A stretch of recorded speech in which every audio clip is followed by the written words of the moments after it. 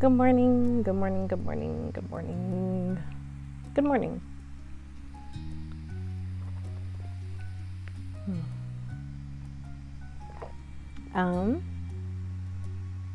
Here we are for another Our Life. I'm playing as my character Ty. How do you do that? Tyrone.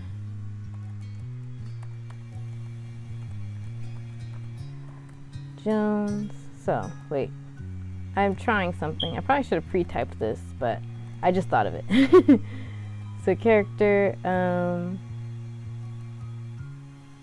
oh, can I hit? Oh, that's not what I wanted to do. I wanted to, okay. Relaxed, comma, love, not dating.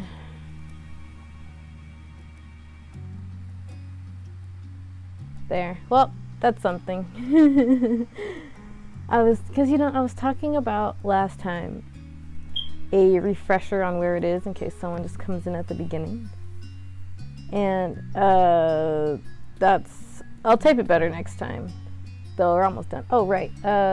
Step 3 moments. It's so choppy. There we go.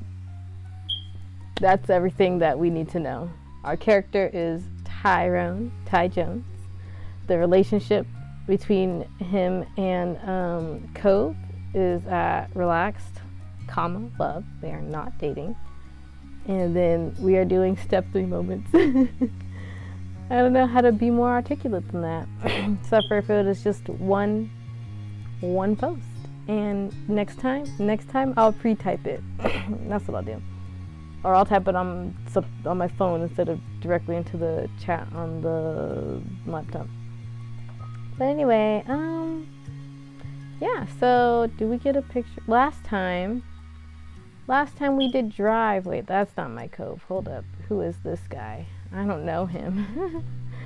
I don't know him.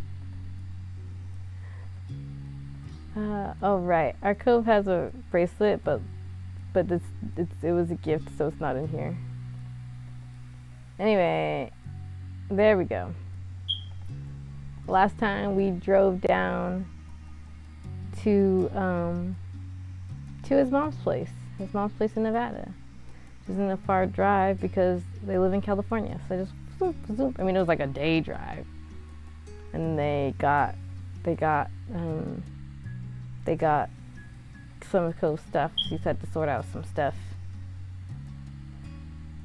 Yep. So that's what we did last time. So this time we're going into some DLCs. We haven't done any DLCs, like at all, because I didn't have them at first. But now I do. Thanks to my big sister, I have this DLC, and we will be, just gonna continue? Yeah, okay. So I was trying to decide what order I should go in, right? Because for the most part, I just went bloop, bloop, bloop, bloop, bloop. So in theory, I could just go bloop, bloop, bloop, bloop, bloop. Or I can go bloop, bloop, bloop, bloop, bloop. I don't really know, though. I'll start with reflection and then decide. I was asking my sister. She says that when she does it, she switches it up all the time. So, like, sometimes she'll go boop, boop, boop, boop, boop, boop, boop, boop, boop, boop. But I can't do that because I already did all of these. Yeah, so there's that. What was that mic a little high up? Hang on. We want audio to be clear, but we don't want it to be hot. Ouch. Anyway, I'm hoping I am better at playing as Ty. And not that I'm saying that I've been doing a bad job, but I've been writing. I've started rewriting my story, which he is a character in. And so, in my head, that means I should be more in his mindset, but like there's other characters, so there's only like a couple scenes in his perspective. And it's still really early on, and this is actually where we are now, to actually be post story, but you know, it's fine. It's fine. Is that everything? Is that everything? Is that everything? Is that everything?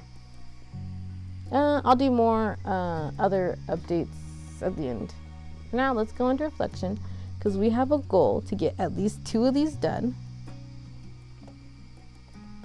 I did the math. Sorry, and I'm talking again. I did the math. I don't have it with me, but I wrote out, I thought I did. I thought I brought it in here. I wrote out a whole schedule, a theoretical schedule. This one I would be done with, let's see if I did 2 today. What's today? 2 today, 2 tomorrow, 1 in the end of summer. My last stream for this playthrough should be November 3rd. And I'm hoping that the Now and Forever demo is updated by the 10th in that case. Because then I could just next week bloop bloop. But I feel like it would make more sense for it to be updated later in the month. I don't know, I feel like that makes more sense. I don't know why, it's going off of absolutely nothing. So we'll figure out what I do on the 10th, assuming that I do everything right.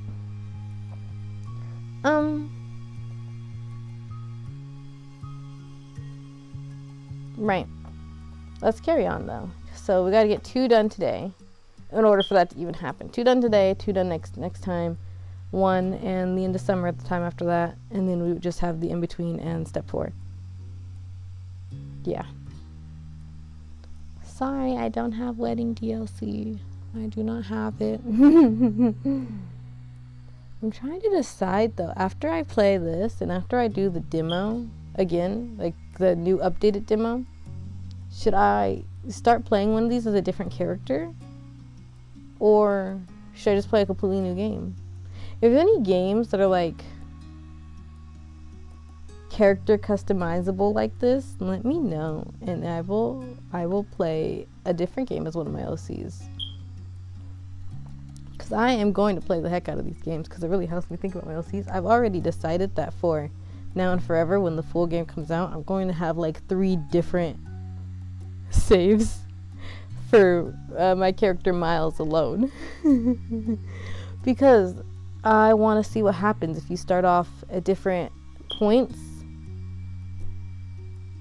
for them. You know? Because like with this game, you know, you can start off as fond or crush or indifferent.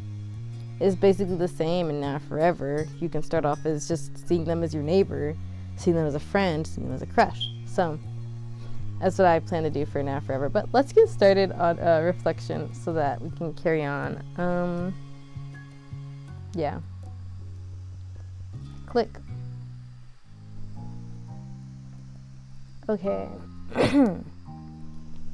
Oh, we're in Cove's room. After finishing breakfast at the Holden's house, you and Cove had retreated to his room to relax before starting the day in earnest, or perhaps you would take it easy for the whole afternoon. Neither of you had plans exactly, so you were free to do whatever came to mind.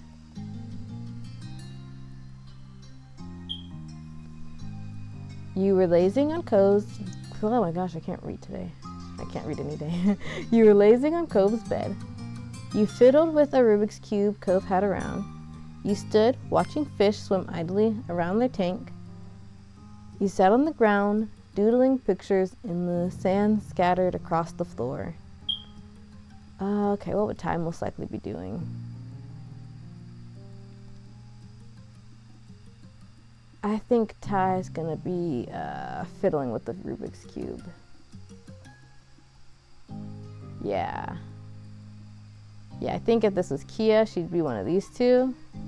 And if it was Ryan, he'd be doing this. But we are Ty. For every row you locked into the right place, there was at least one that had snuck away from where you wanted it to be. Even with your mind elsewhere, you could tell Cove was similarly at ease. He had his chin propped up on one hand as he scrolled through his phone. A burst of laughter broke the silence, hooking your attention and bringing you back to the present. He looked at Cove for an explanation. His eyes, now crinkled with mirth, were still locked on his screen. What's so funny?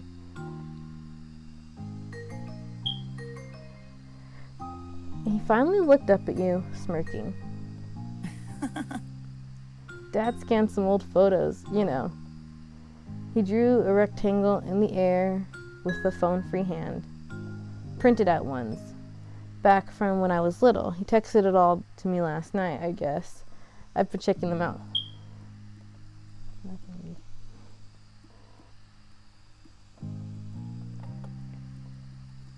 You were looking at your kitty photos and didn't tell me?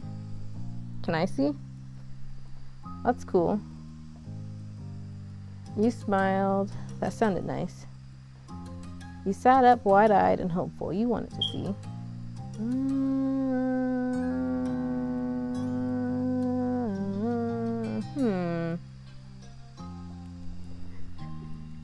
It's always the simple options. It's always the simple options. Okay, let me think.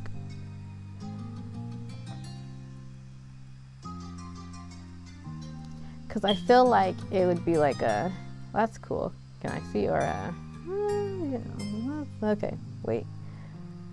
First save of the day.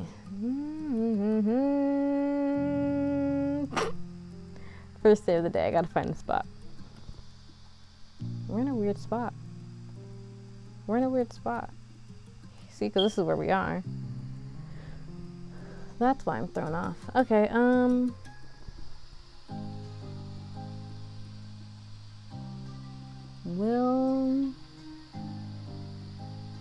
we'll save here, I guess. Wait. Yeah.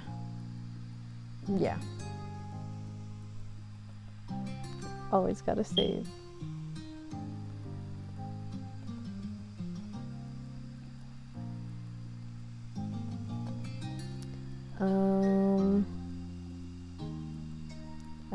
Still indecisive.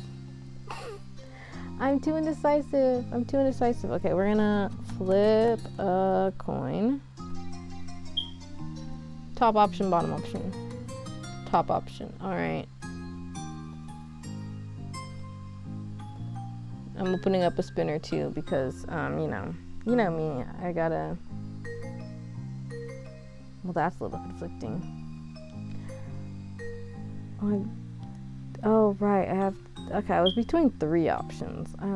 Top option is this one, bottom option is this one. The spinner says I should do this one. But then again, the spinner has the wrong number of slots.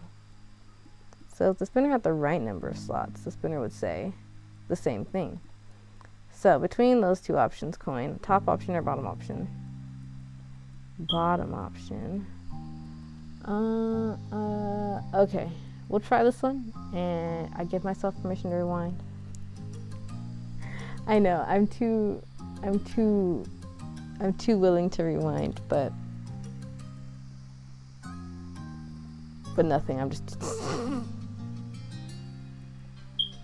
ha ha ha ha.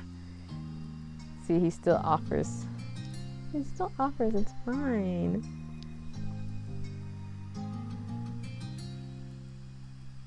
I'm sorry. So you know me. Reading and all that jazz. Takes my brain a second sometimes. I don't know if it's like the switching between reading and not reading or what, but like my brain just takes a second sometimes to like read the words that I see out loud. Want to see? It's okay. I just wanted to look at first to make sure there was nothing super embarrassing. You never know with my dad. He grimaced, envisioning what horrors his dad might unwittingly spring on him. I mean... What if there's a photo of me getting potty trained or something?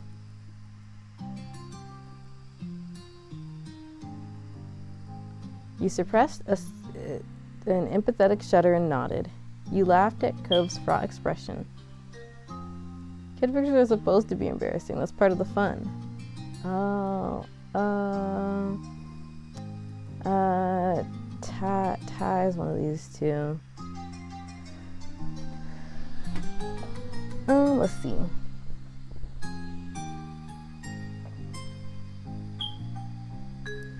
Yeah, he might laugh. Yeah. Yeah, that sounds like something your dad would do. Cove only cleared his throat nervously, the fear of his dad's well-meaning actions still looming large in his mind. Anyway, before we forget, I was laughing because I came across a Halloween one from when I was 8. The year I was a zombie, remember?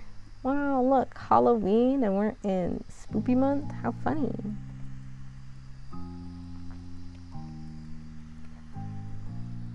He shook his head, grinning wryly, while holding the phone out to you.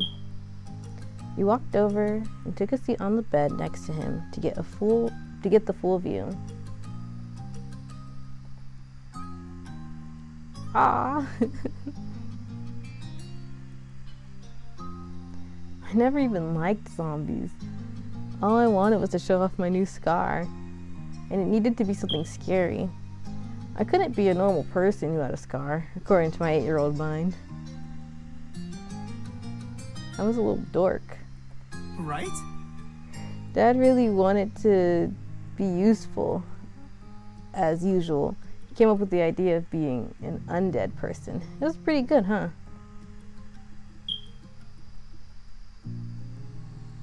Man, I was so jealous of that look. It was good, but my costume that year was better. Liz was so grossed out, and Shiloh was terrified. I remember you getting lots of extra candy when adults realized the scar was real. It was hard seeing your arm like that. I don't really remember.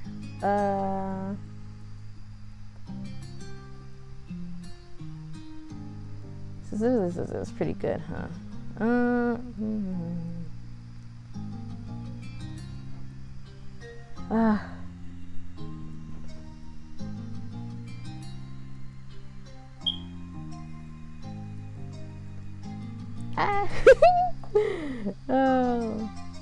silly me. Okay, let's see. What options am I thinking of? I'm thinking, so this one, keeps conversation going, and also it's like, you know the vibe. I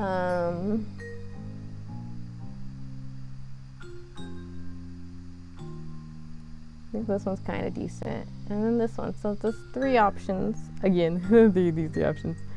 So let me change my spinner to just 1 to 3. And we'll see. Maybe. What do you think, Coin? Do you agree? No? Okay, Coin. Out of the leftover options, top option or bottom option?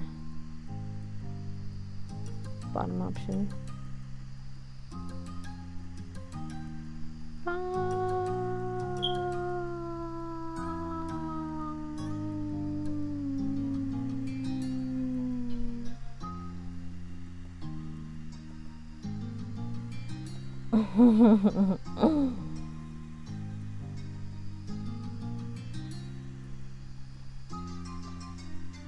Because there's like 2 parts, right? So like this is like referring to the scar in particular, and these 2. This is, I don't remember.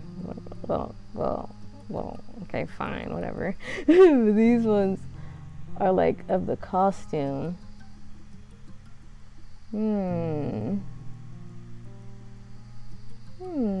We'll try this one, and then if I don't like the conversation, I'm gonna go back. You've been very proud of it. Philip chuckled at your reply. Can't believe how much larger my scar used to be. Oh yeah, it's all faded now. He looked down at his arm, a soft smile on his face, and traced what remained of the jagged line with his fingers, just as you've seen him do countless times before. His voice was playful when he spoke again.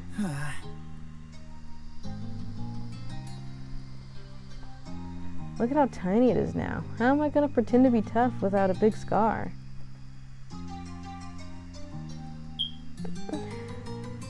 Cove, you've never fooled anyone. You're relieved that he accepted and even liked a scar. It's a definite blow to your street cred. It still looks cool. You better not do anything stupid to get a new scar, he joked, wagging a finger at him. He sighed in a long, suffering way. I'm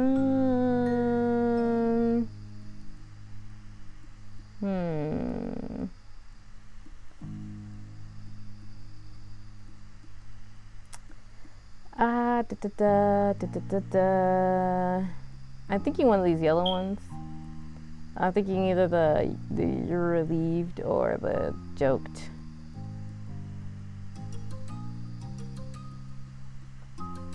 Yeah, let's joke. No matter how much you like them. I won't. Cove smiled bashfully, pleased with his joke, and ducking his head to look away from you. His fingers were still tracing the scarred patch of skin. I really do like having this, even if it is kind of little these days. His voice was shy, like he was letting you in on a big secret. I like yours too. Yeah. Wait, if you haven't seen Ty, hold up. I'm on save, right? Alright, very safe, yeah, okay. See, he's got one here. It's just in character. I don't know the exact shape. I don't, it's in progress. But yeah, he's got one on his forehead. It goes partially on his eyebrow. For lore reasons, story reasons. His backstory, story reasons. But his would have been fairly fresh too, you know, because they're both 8 when they were 8 when they met. That happened to him when he was around 8, so I still gave it to him.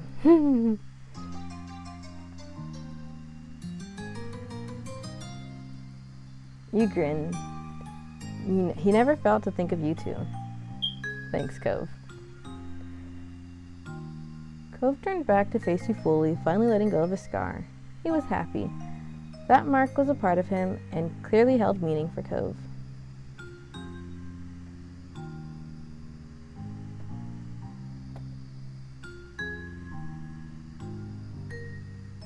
Reaching over, you laid a reassuring hand on his arm where the scar was. Could I touch your scar? You smiled back at him. Oh, see, this is right there, the bracelet. I know, I get distracted so quickly. It's just like, I try not to. But then it's just like, you know that scene from that movie Up? Remember Up, the Disney Pixar movie? I guess I should say the Pixar movie. No, it's Disney Pixar. Where the dog is talking and there's like squirrel, and then it goes back. That's me.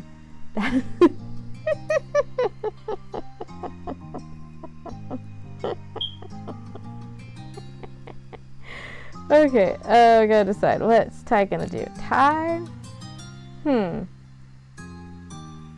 Ty?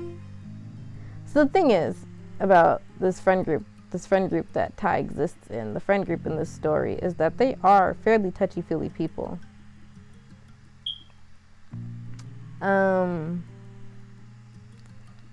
But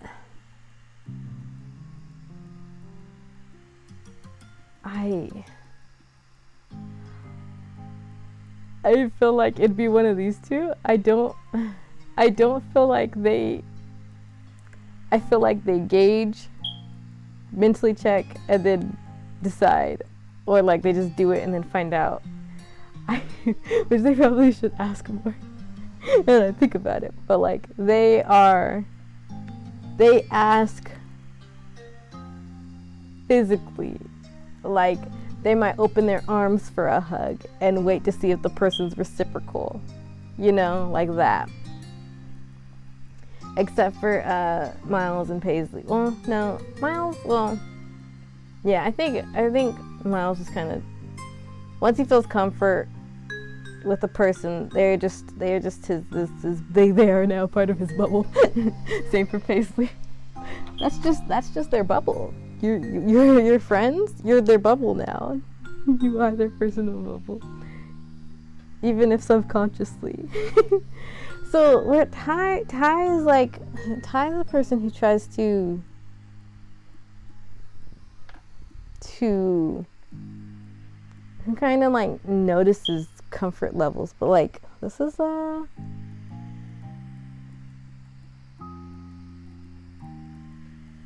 don't know. This is I don't know. Like they've been friends for years, so it's like, I guess it comes to the question of I don't nope, wrong page. I have too many saves, I know. Yeah, it's like this on the other game too. It's like this on the other game too.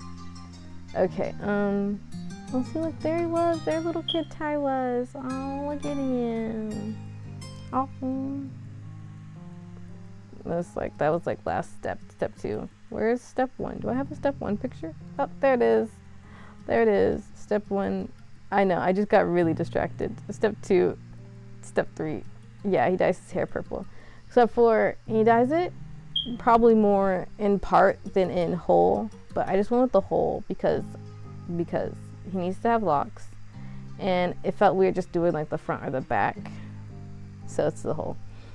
I know, I think at this point I'm kind of stalling on an answer, and that is when we come to our lovely little spinner. I guess I should have just flipped a coin. Oh right, I was gonna save. And then I wasn't sure if I should save over this one or not.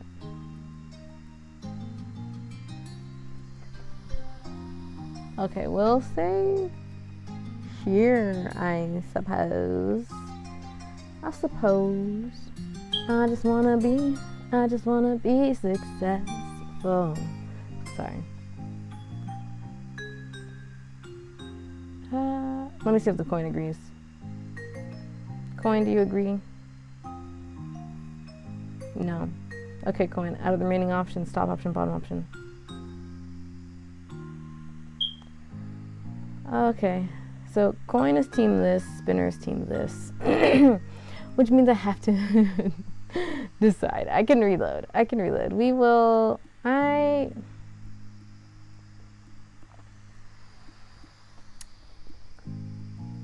think... I'm trying to think of all the scenes, because like, as I mentioned, I'm rewriting my story. And I'm trying to remember the stuff that I've read as well, because I read the last full version, because sometimes you do a version in parts. But I read the last full version and the most recent version, which was just a bunch of collections of scenes like going different places. And trying to decide what he would do. But it's a little harder.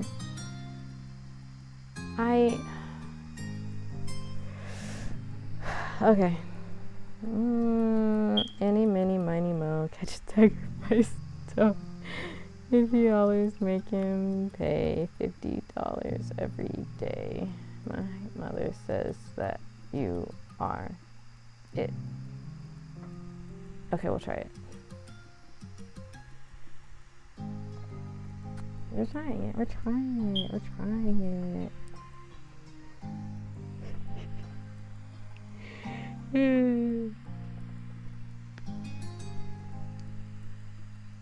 going.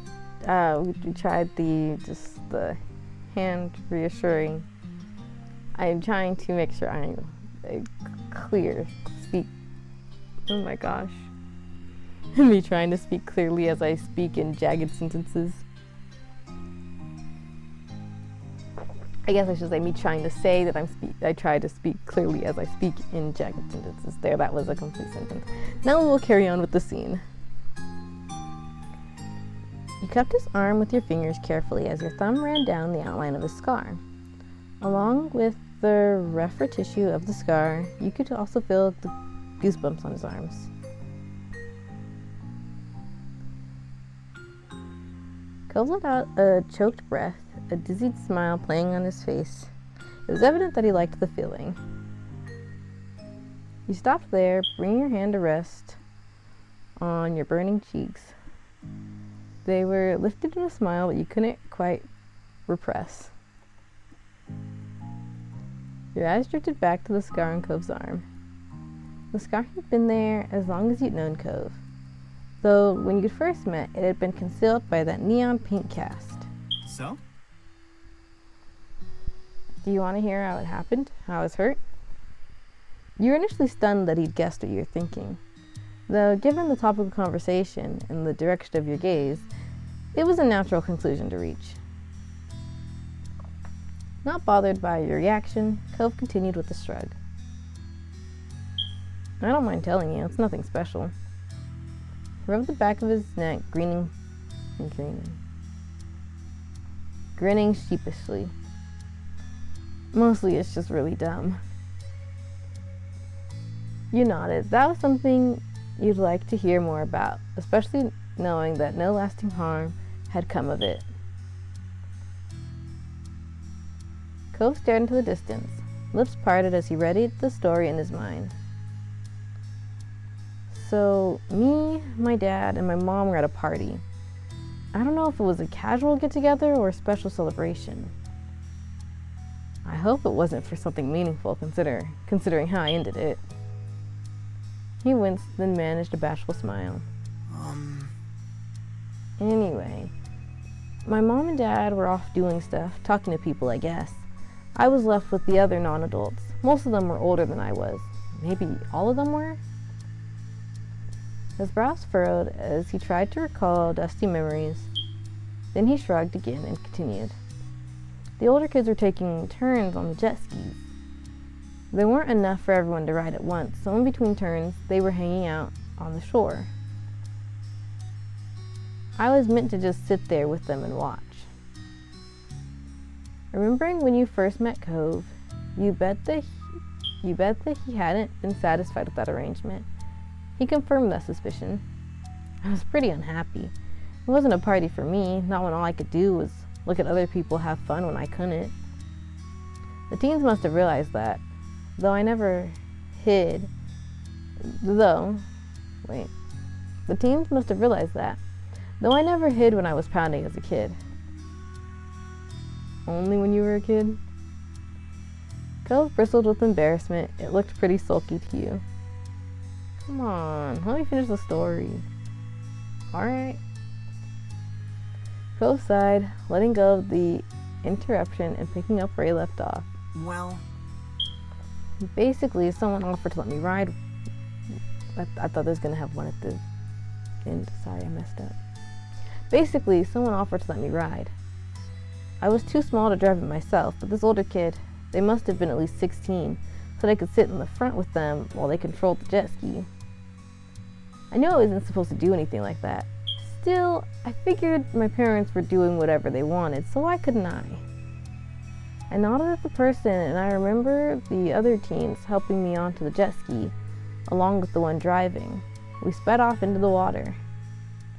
Cove smiled widely and wistfully. It was amazing, at first. My hair was flying everywhere as we zoomed away from shore. I loved being out on the water like that. Too bad it turned out steering a jet ski with an 8-year-old sat on your lap was harder than a bunch of kids figured it would be. The team tried their best, but they couldn't keep control for long. We got spun around and went right into the sand. You sucked in a deep breath. The other person wasn't hurt, thankfully. They held on to the bars and stayed in their seat. I didn't. I was thrown at full speed into a rocky part of the shore near the dock. I must have tried to brace for impact or catch myself because my arm was what I mostly landed on. He looked down at the limb in question. You could see him visualizing the long-healed injury. that's... it was pretty torn up. After that, it's pretty hazy for me. I got taken to the hospital. I didn't feel a lot of pain when it first happened. All I remember thinking about was how I was covered in sand and the grains were uncomfortable. The sand was uncomfortable? Cove chuckled. I know, right? I did start feeling my arm later. It definitely hurt eventually. The doctor said my arm was broken, along with being torn open. That's how I ended up getting my pink cast. He smiled nostalgically. That color, it just seemed nice and happy at the time. It brightened the mood, so I picked it. The smile faded. He finished the story with a sigh, his eyes downcast. I feel bad I did any of that. I hope whoever that teen was, they aren't traumatized by seeing a little kid go flying into the ground. They're just trying to do a nice thing. Cove threw arms out to the side dramatically. I wish I knew who they were so I could give them a call and say, I'm still in one piece. But yeah, that's the full story.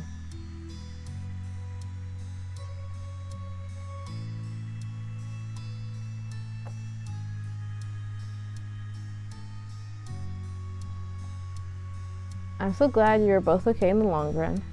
I'm really sorry that happened. You laughed at what a terrible idea it had been. How could you be so reckless? You didn't know how to react. Okay, I'm gonna be one of these two, but I want to make a side note because I remember him mentioning that he wasn't even like thinking about the pain and that the sand was uncomfortable. Reminded me of when I was in elementary school. I don't know. Did you guys, those sunglasses? They're not really sunglasses. They're like the shades, like the shaders, they have the splits in them. Those got banned from my school because there was a kid wearing them, and he crashed into one of the bridges on the playground, and they had to call an ambulance for him because it was pretty bad. But by the time lunch rolled around, the principal came in to talk to us about what happened, and he let us know that the kid was okay, and he was like, well, the whole time he's just asking for his backpack. Where's my backpack? Is my backpack okay? That's what that reminded me of, like, because it's like, I don't know, it just felt similar, where like, what are the words? You know what I'm saying. But yeah, that's an event that lives in my head. I didn't see the kid directly, but I know that he was in the class next to my class, so yeah.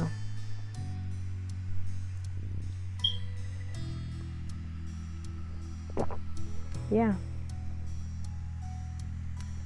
I'm glad he's okay. Glad everyone's okay.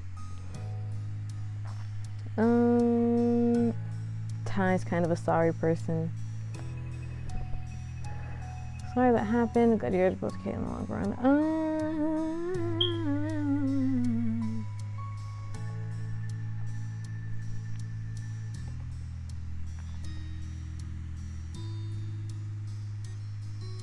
You couldn't help but worry about how scary it must have been for all involved. Cove hung his head. He didn't press further. It was clear he regretted the impulsive choice he'd made. It was a failure. That's just the truth. He smiled flatly. But, to my credit, I think I've grown a lot since then. Wait.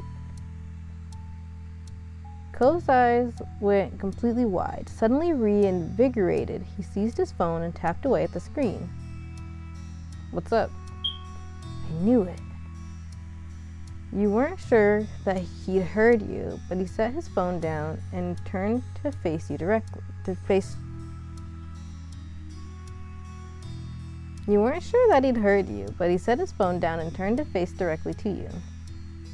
His face was resolute, though the glow of the screen was no longer reflected in his eyes. They seemed to sparkle even brighter than before. Tyrone, we're adults. We can decide things for ourselves now.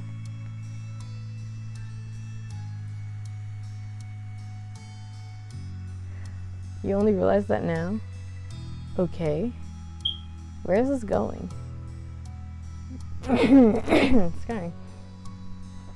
This can't be going anywhere good. I like where this is headed. You waited for him to explain further. Okay. The age requirement to rent a jet ski in California is 18. We could totally do it.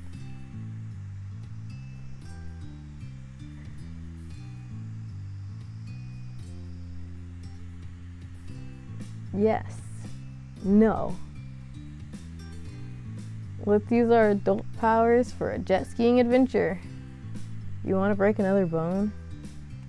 There are more exciting things adults can do, he joked.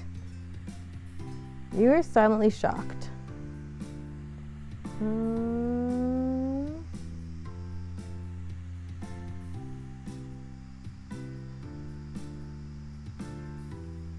It's tempting to click this one because I think the first reaction Ty would have would be to laugh.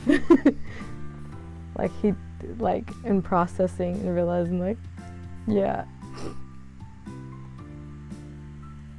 But I think he'd be down.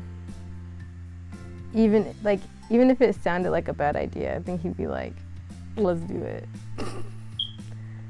So I'll probably choose this one. If it was Kia, it'd be this one.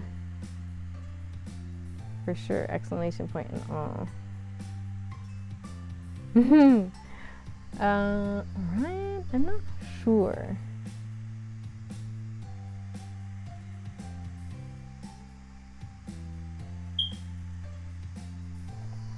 Sorry, I was looking at his little desk. Like those are like little bracelets on his desk, right? I don't know, but I got distracted by that. Yeah, so let's use our adult powers for a jet skiing adventure. Don't have an exclamation point. We'll do it anyway. Phil beamed, pumping the air with both fists. Definitely the action of someone mature enough to rent a vehicle. Alright. Within a moment, Cove had recovered and returned to a serious expression from before. I'll be careful, and I really want you to be there when I try again. Please? His voice was soft and earnest. You could tell how much the request meant to him. You also knew him well enough, but you also knew him enough to know that he wasn't going to give up on this idea. Letting him go on his own wasn't an option. Of course I'll be there. I wouldn't miss it.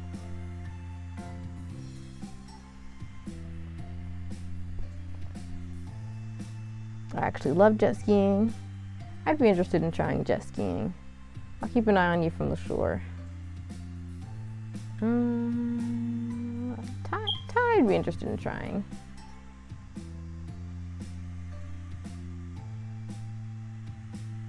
Cove perked up at once, a grin stretched wide across his face. He was practically bouncing in place. Let's go. You got up and worked as a team to gather everything needed for the trip. Cove's other aquatic hobbies came in handy, and he was quickly kitted out with everything he'd need other than the jet skis themselves. You needed to run back home briefly, having dressed and prepared for a day that didn't involve jet skiing, but soon enough you were both ready and jumping into Cove's car. As you got in, you learned that Cove had used the brief time apart to locate a rental store on his phone. And you caught his eye as you clicked your seatbelts in place. Excuse me. Excited, you held out a hand. Cove slapped it in a high five before setting off.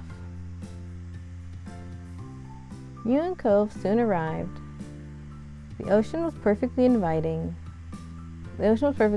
today. The deep blue of the water glittered under the clear sky, while the tide rolled in and out at its leisure.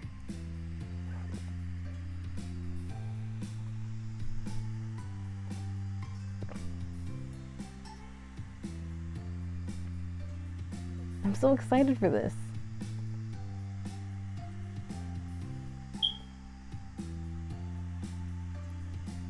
You were just as pumped as he was. His excitement was adorable. You felt a little worried. You felt a cheer.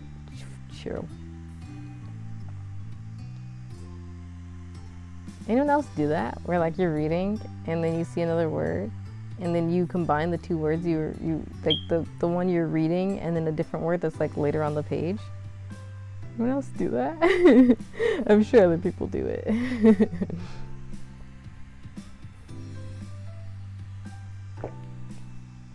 You felt a chill of fear. You're really doing this. You didn't know how to feel. Ty's this type of person.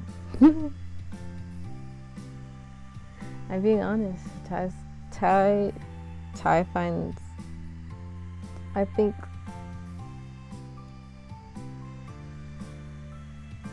Ty, how do I word this?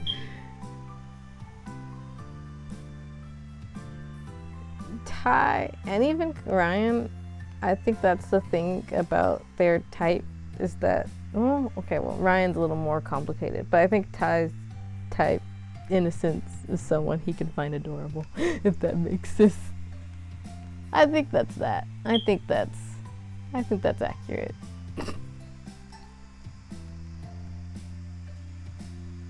I don't think I've fully described it, but yep. Seeing how pleased you were, Cove grinned at you. Hey. Oh, hey, you want to say hi to my dad while we're here? I've already texted my mom about the plan. He's working right now. The shop is just down the way. We can walk.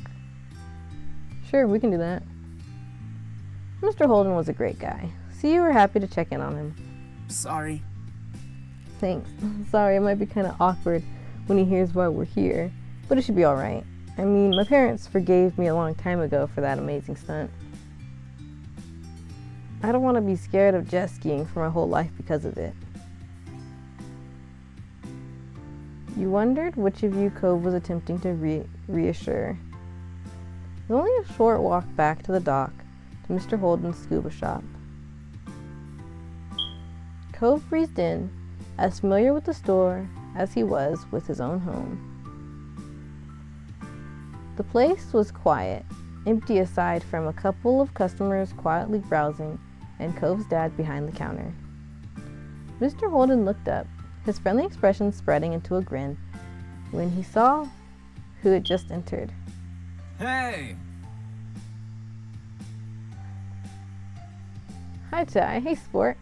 What brings you all the way out here? He cast an eye at the way the two of you were dressed. Judging by how you're decked out, I'm guessing scuba diving? There's plenty here for that. What can I help you with? Cove chuckled, amused by how quickly his dad seized on a favorite topic. Or maybe it was how his dad always fell over himself trying to be useful. Hi, Dad. We're not doing that this time. We sort of decided to go rent a couple of jet skis. The phrase jet skis had set Mr. Holden's mouth in a taut line immediately. Jet skis. He echoed the words as his eyes instinctively darted to the scar on Cove's arm. That's when he started to speak several times, each attempt quickly abandoned. Cove smiled encouragingly, trying not to add to his dad's worries. Don't worry about it. I promise I'll be careful, and Ty will be here too. There too. We always look out for each other. Mr. Holden pinched his face back in an unconvincing smile. Right. Alright. You're a whole lot bigger now than you were back then. Heck, you can even drive a car and everything. I'm sure you and Ty will have plenty of fun. The words still echoed out in his the worry still echoed out in his voice, barely concealed by the positive words, but Cove was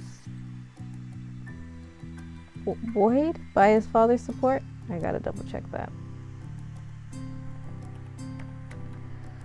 I apologize. Sometimes there's a word and I'm like, what word is that? I know the word. Like, I know the word and I'm pretty sure I know how it's pronounced. Buoy. Buoyed? Oh, okay. I was wrong. Buoyed by his father's support. Yeah, well, we're all set. We only stopped by to say hi and let you know since we're over here. Mr. Holden beamed, obviously moved by his son's simple consideration. Wow, you're so thoughtful. Thanks for taking the time. Cove gave his dad a crooked smile, shaking his head bashfully. He'd long stopped fighting his dad's effusive praise, but that didn't mean he'd ever become good at accepting it. Mr. Holden simply laughed at his son's response. It'd be great if you could keep me in the loop while you're out there, too. Just text me to let me know if it's going well or anything. I will. His dad smiled more easily. Great. Cove rubbed at his arm, causing Mr. Holden's eyes to momentarily twitch back to the childhood injury. Bye. We're gonna head out. See you later. Take care. See you, Mr. Holden. Mr. Holden waved you off as you left the store. The pair of you headed back to the docks, walking side by side. After your feet hit the boards, Cove's pace fell. Glancing over, you saw him looking down out over the water. That wouldn't have been unusual if his expression hadn't been so somber. He wasn't geared up with anticipation or even nervousness, but with an uncharacteristic lethargy. Something was weighing heavy on his mind.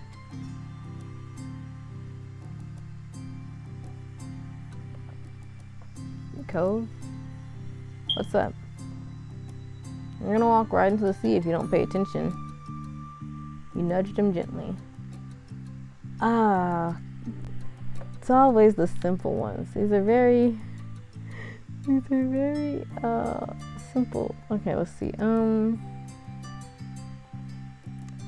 First things first. I know, in theory, what the word means. But let's double check in case anyone else doesn't know for sure what the word means. So, lethargy. Definitions from Oxford Languages. Noun, a lack of energy and enthusiasm.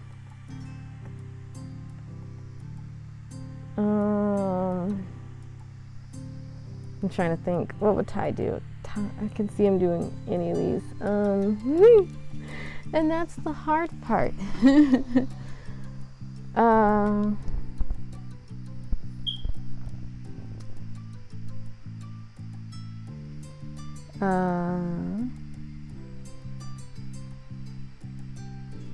Okay. It's such a simple thing. It's such a simple thing.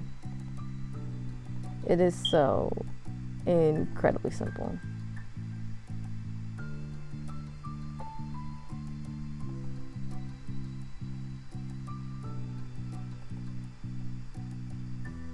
I'm checking my spinner.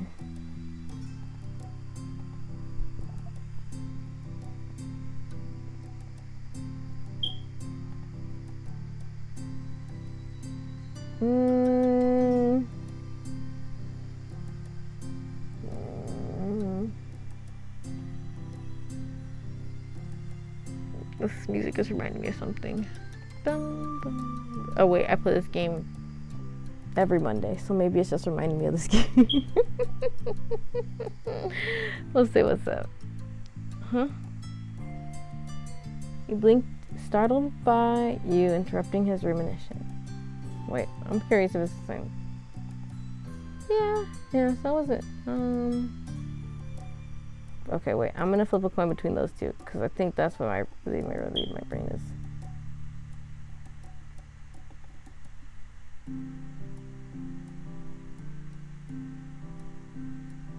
Yeah, I'll do this one.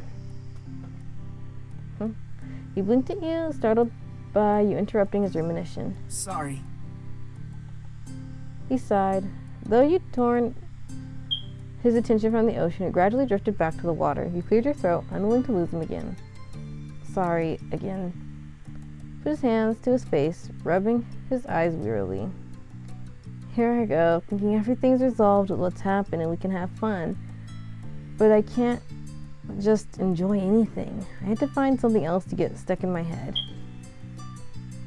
You're having second thoughts about jet skiing? No. That's not it. The ends of his lips were drawn into the beginning of a frown, like gray clouds clustering to signal a coming storm. I figured my dad would be a little worried about me doing it, but what he said was, what he was saying wasn't what I expected. He was so sad. It was more than nervous. I think he feels bad, and now I feel bad. But it isn't as if I'm the only one who ever does something stupid or gets hurt. Got me thinking about that whole time. And that's when I realized it wasn't long after that accident that my parents separated.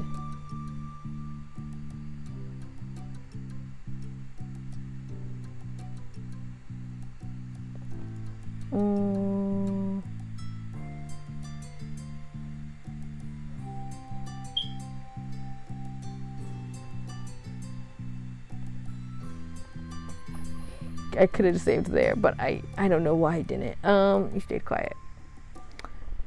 Oh, did I read those? You stayed quiet. Hadn't you noticed that before? As we stayed quiet. As a kid, I didn't think about the consequences of my actions, or how what I did impacted other people. Like, why should anyone care? I'm the one doing it, not them. It made no sense. And I still cared when other people did things I didn't like, but I was 8 and mostly just mad that nothing felt like it was in my control. You could tell he was building up to something, so you nodded for him to continue. I was pretty difficult to deal with because of that attitude, but looking back, I think that's what saved me from something a lot of kids go through. Blaming themselves for their parents' divorce. It never crossed my mind that anything I did made a difference on my mom and dad's relationship. They would do what they did no matter what. Now, though, I guess it's kind of hard to ignore that thought, huh? I mean... The situation was already so hard, and I wasn't a good kid, so... Left his words adrift as he looked down, the conclusion unfinished. It was silent between you. But only for a second.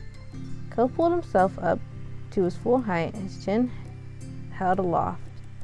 Whatever he decided, he was resolute. I'm going back. I've got to talk to my dad. I'm not going to let things be like before, where I just feel bad and refuse to even tell him what's going on.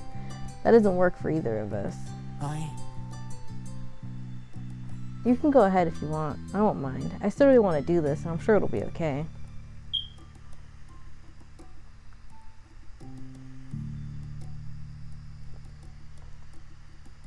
Alright, I'll see you later. You nodded. You shook your head. I want to stay with you. There's no way you're going off on your own. Okay, I might do the shake the head, because I don't think Ty's gonna, because even if Ty were to wait, he's not gonna start jet skiing. He'd just be sitting there waiting. Because, like, I think Ty wants to give space for if they, if Cove wants this to be like a private one-on-one conversation. He's not gonna be like, well, I'm gonna come too. But he's also not going to just, yeah, okay, bye. So,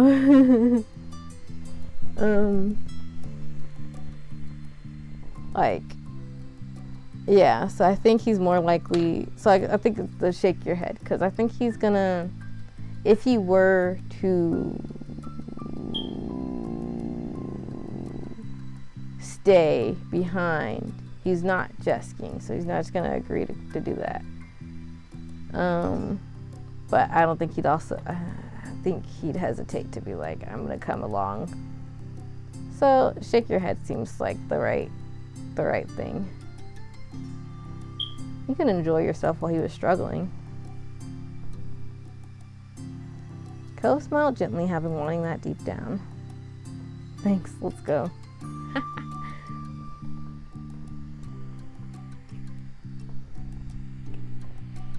You and Cove retook your steps down to the docks once more, heading back to Mr. Holden's scuba shop. The customers you'd spotted in there before were now leaving the store, new bags clutched in their hands. You hoped this would mean Cove could have his conversation without a public audience. This time, Cove strode inside the shop with purpose. Mr. Holden, still at the counter, glanced up to greet whoever had come inside. He grinned as you approached. How's it going? Hello again. Forget something? Sort of.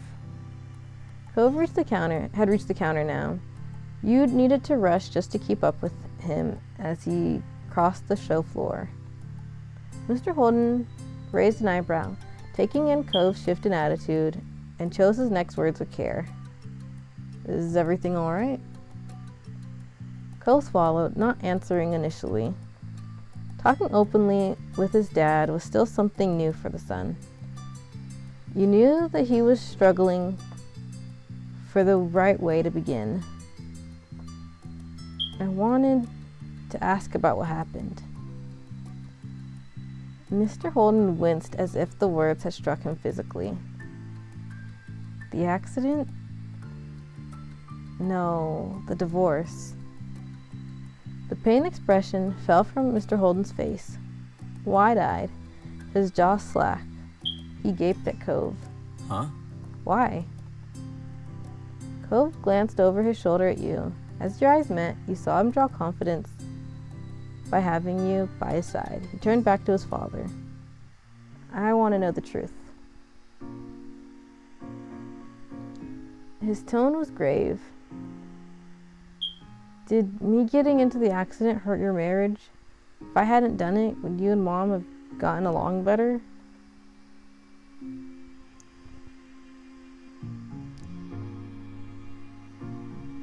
No.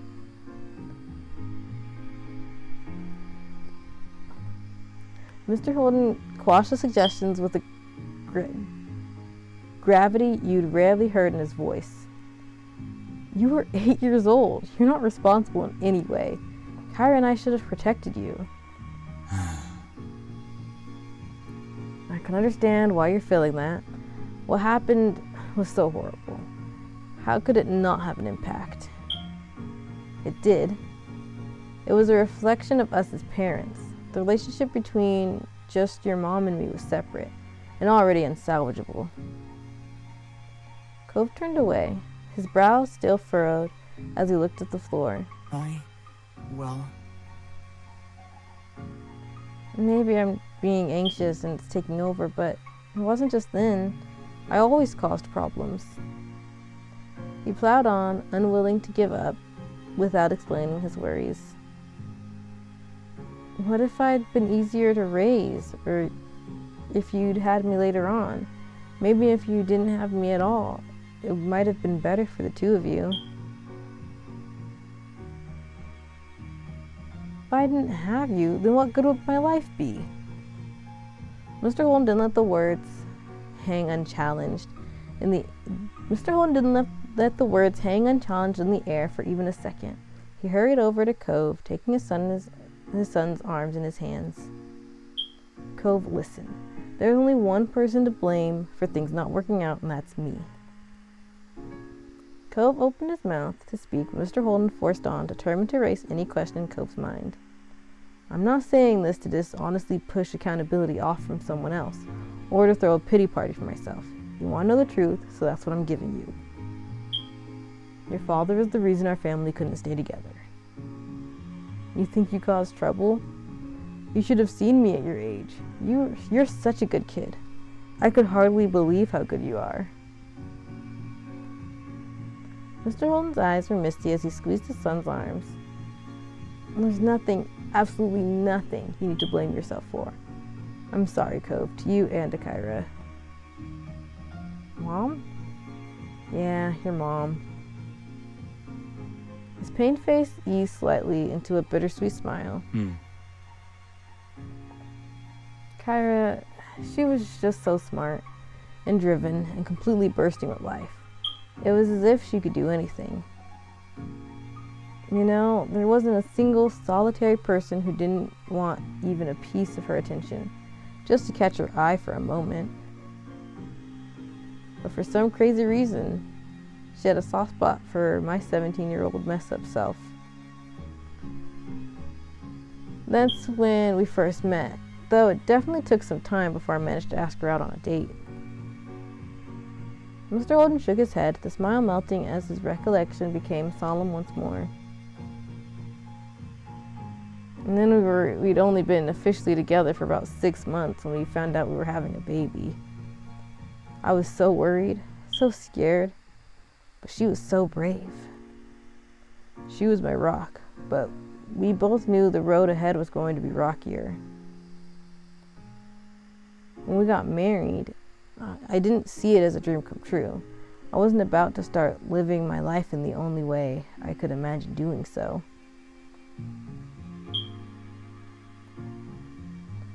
I thought what happened happened, and throwing my cards in with a girl like her was worth the risk. He grimaced, the sentence sour in his mouth, regretting his past perspective. I'd been taking care of myself on my own and getting by. Then all of a sudden, I was going to have a wife and a child. So I thought, alright, I better step things up and take care of all of us. And that's what I did, sort of. He rolled his eyes. I made money, kept a roof over our heads, put food on the table. But I was always busy, focused on taking care of things. I didn't stop to consider what anyone else was thinking or what they actually needed. I made every decision about what I did, and as a result, what happened to the family by myself. Never asking what your mom felt, or even wondering if she might have an opinion. I'd tell Kyra about the great place I'd found and how we'd be moving there in the same breath. Or that I'd spent all our savings and taken out a loan to start this business we're standing in. And even more nonsense. Anything that I felt I needed to do, I did.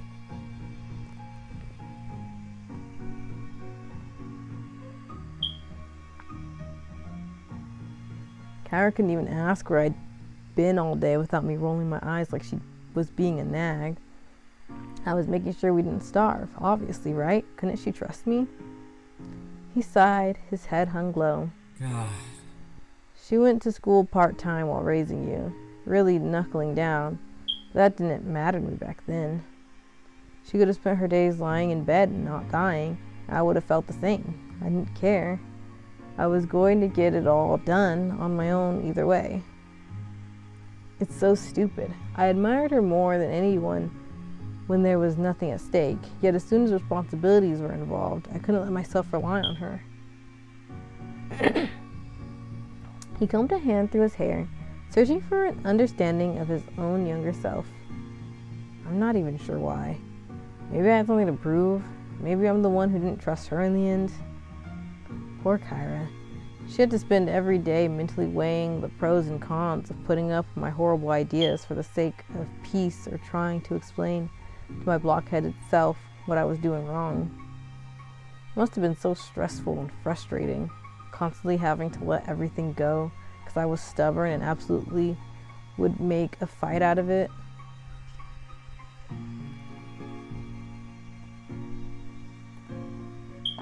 He snorted bitterly.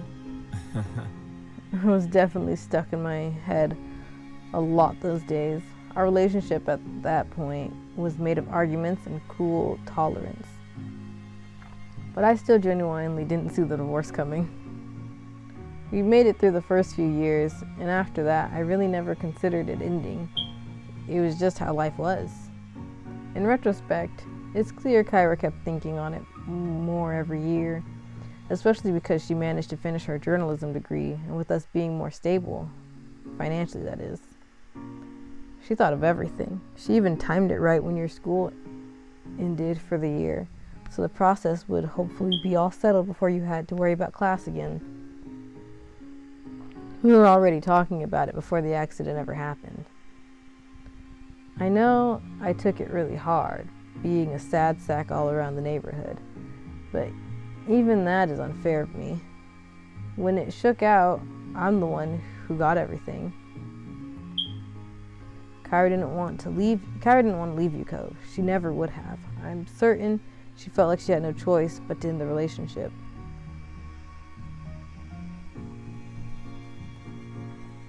The business was doing really well by then, so I had an easier time making a living. She was between jobs, and when she did get a new job, it meant she'd be traveling all the time. That's why she willingly accepted me having full custody. She didn't get to be there with her child for so many moments, and you had to spend half your life growing up without your mother, and it's my fault. Mr. Holden closed his eyes briefly as he took a breath. So that's it, the story of Cliff and Kyra's marriage. Not exactly a fairy tale, but I want to be clear. He saw his grip on Cove's arms tighten. No matter what happened with me and her, I'd never, ever want to miss out on being your dad. Cove's throat bobbed as he swallowed. His eyes glistened, glossy with tears that had yet to fall. He blinked quickly, trying to hold them back.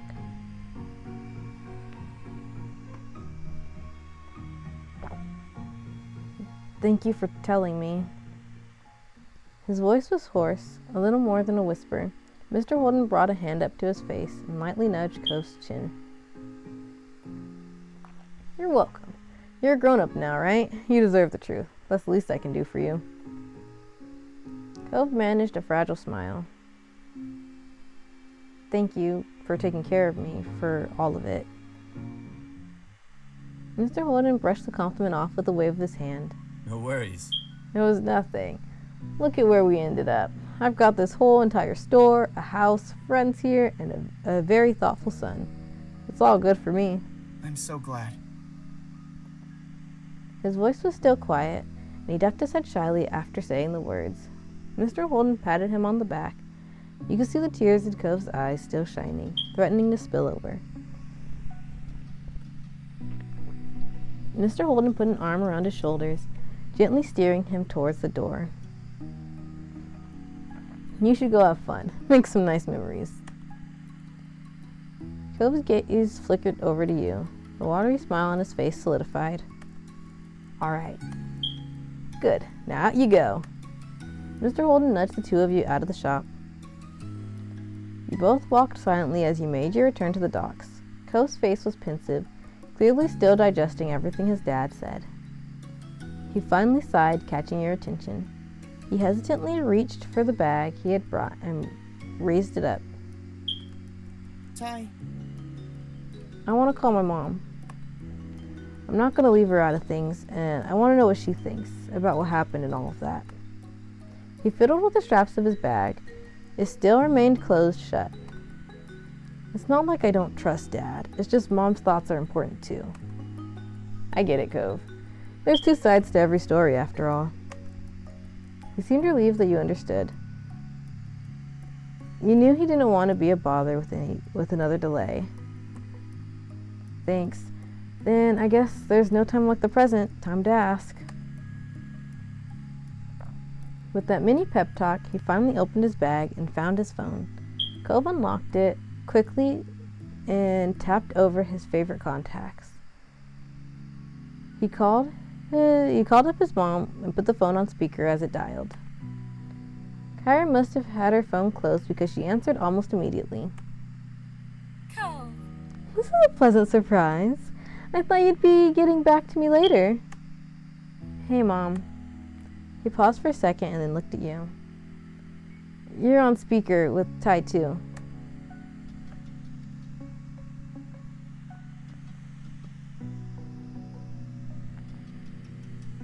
Oh, that's so informal. Sorry. Hey, Kyra. Hello. Hi, I'm here. You kept quiet. She already knew you were there. Yeah. I think first name basis is too informal for Ty. We don't call Mr. Holden Cliff. Cliff was his name. I hesitated because I'm so used to be called Mr. Holden. LOL. This was really a funny story, actually. When I was a kid, there was someone, I won't say their name, but I thought we called her Miss Name, you know. And one time on the Wii, you know where you made me's on the Wii, I was making hers, and I asked her what her first name was. Because as a child, in my little child brain, you know, when you call someone Miss and then a name, that's their last name, because that's what you do with your teachers. Your teachers are Miss Ross and Miss names. But like, the funny thing is that I'd been calling her first name, and I knew her last name because I knew her family. So like, that's, I was like, oh, it was a little embarrassing, little silly moment. Anyways, I think we're gonna go. Hi, I'm here. I think that's. Or hello. Hi, I'm here. Hello.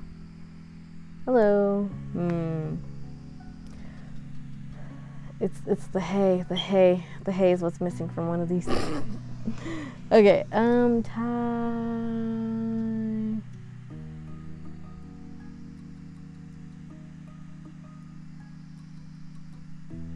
See, it's always the simple options.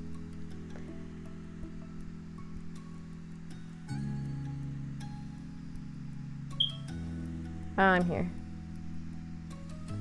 Oh, hello. I'm popular today.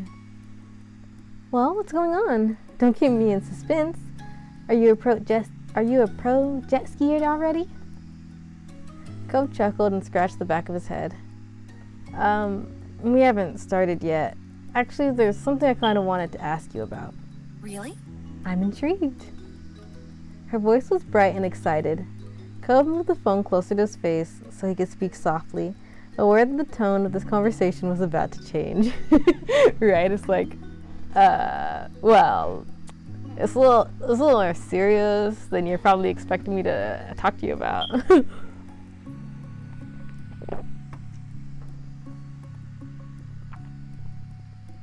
I was talking to Dad earlier. It was about your relationship and why you both divorced. Ah. That one syllable had lost all her earlier energy. Cove tightened his grip on his phone. It does make sense that the past would come up today. Yeah, but he tried to brighten up the mood again. You weren't used to him being the perky one of the two. You could only imagine it felt like a strange role reversal for him. Dad said you were really amazing. He admired you a lot. What a flatterer. She sighed wistfully, and you could hear some interference. Maybe she had shaken her head. You couldn't tell for sure. Oh, Cliff. He bungled himself through regular, everyday adulting and social situations in astoundingly charming ways. Yet, somehow, at the exact same time, he was an ambitious, slightly shady, under-the-table type of man when it came to making his living in the world. So essentially, your father was an absolute heartthrob for someone such as myself. Cove and Kyra laughed delicately. The tension was broken into something lighter, more familiar between the two. It's cool you both have nice things to say about each other. I agree, baby. She took a moment before continuing carefully. Do you have questions about what happened? I'm not sure. Cove squinted at the phone in his hand as he tried to think, his free hand brushing through his hair. I just kind of wanted to know how you'd describe what it was like. Could I tell you what Dad said about it? All right. I don't think Cliff would mind. Whatever he told you is probably what he'd say to me. All right, go for it. After taking a breath, Cove recapped Cliff's experience, doing his best to follow his dad's story. He went into a surprising amount of detail. Not a single thing was missed.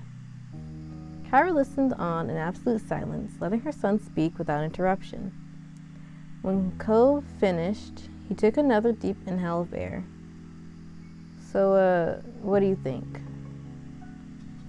Kyra sighed softly. You heard a cackling noise like she was drumming her nails on the back of her phone or on a countertop. I don't have long enough nails to do that, wait.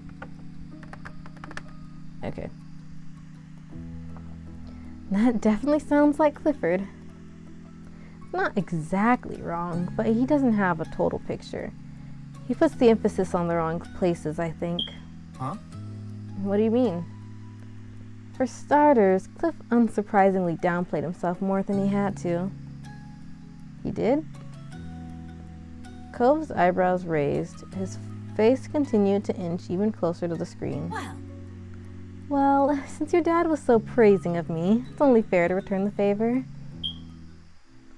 When Cliff said he was already taking care of himself when he met me, he means he was on his own.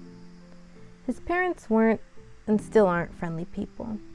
They've always had a combative relationship, though him getting into drinking and gambling as a teenager certainly didn't help.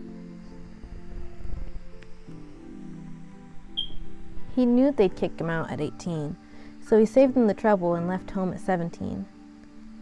He always found a way to make it work, even without support. I met him a few months after that. We hit it off right away. He was exactly what I wanted back then. We dated, and then about half a year later, bam, you were on the way, Cove. She laughed fondly as Cove clung to every word. I was really optimistic about it all. I couldn't wait to be a mother. I was more than happy that Cliff was the father who'd be along for the ride. We got married quick, before you were born. Cliff's recollection of our wedding dynamic is pretty spot on. He was extremely stubborn and just, well, immature. Highly, highly immature. Her voice raised slightly, and you got the feeling she was thinking back on her memories living with him. She left the specifics unspoken. But it's not like I was grown up either. Everyone, except maybe Cliff, could see our relationship was no good. Or at least not good enough yet to commit to. I knew, but I didn't want to give it up. I wanted to keep the family together. I thought that if we divorced, or were never together, then we'd ruin your life, Cove. Obviously that wasn't true. I just didn't have enough experience at the time to realize there wasn't only one option for us. Maybe things would have been easier on you if we had split when you were still a baby. But it took me years to start figuring it all out.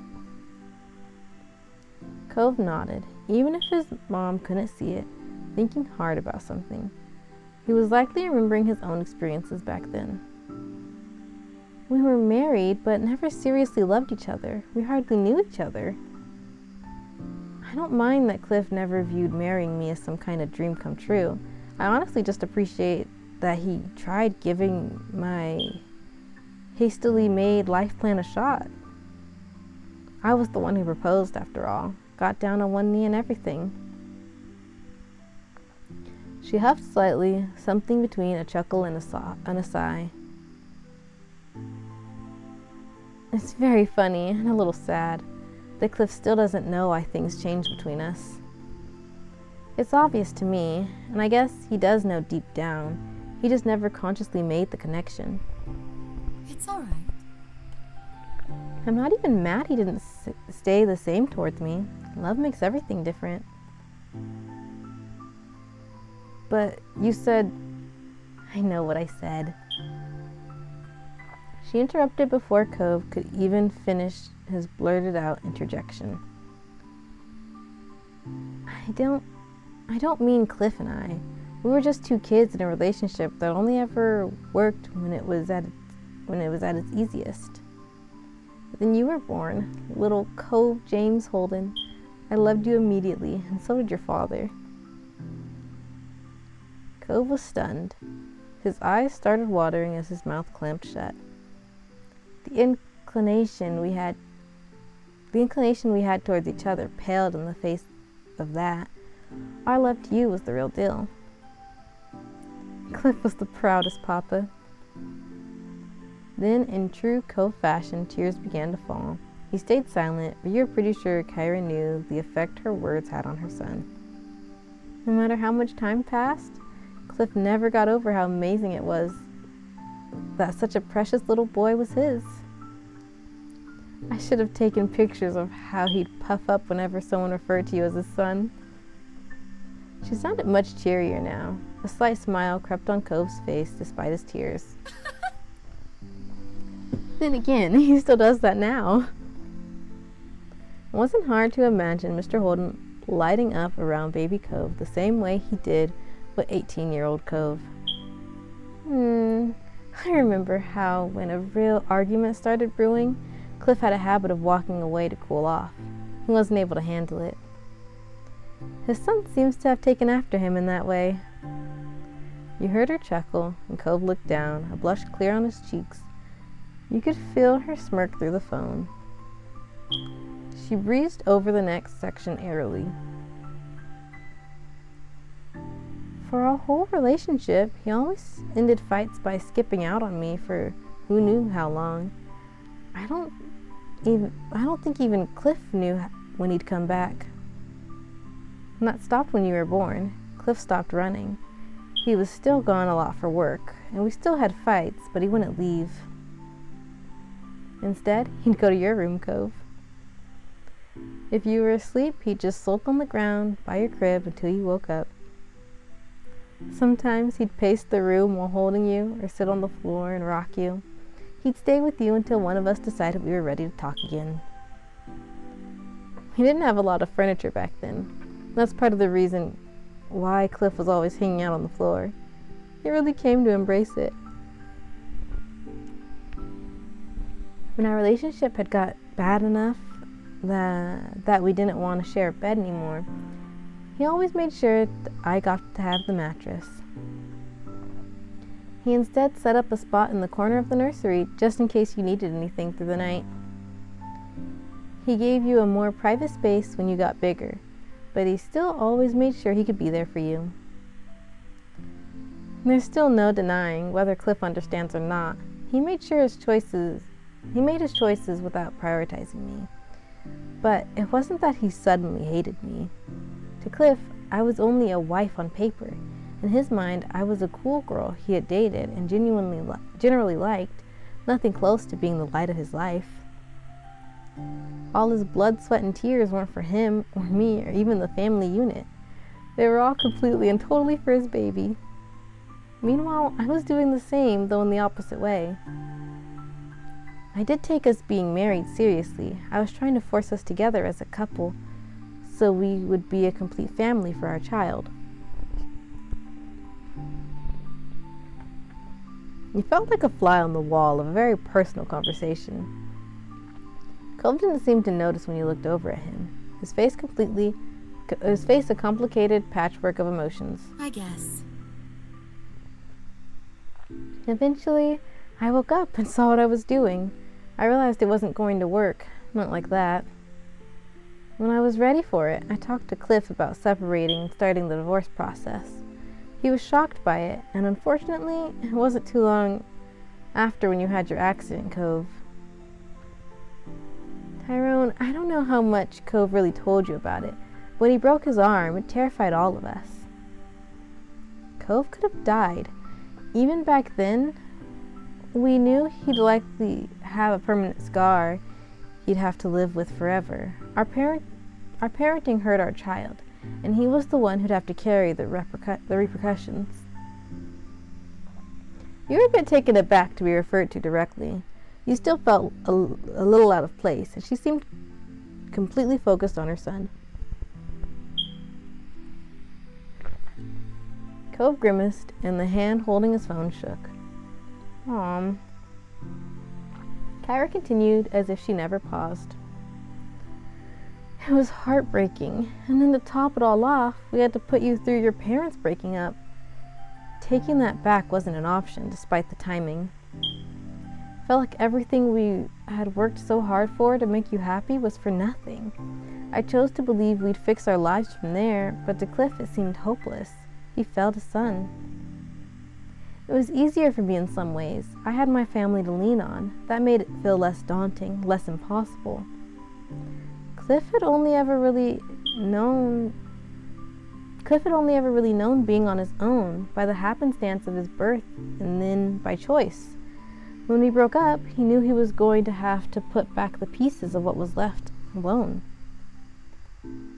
I wanted to be there for him, even after everything, but I was the one divorcing him. It was impossible.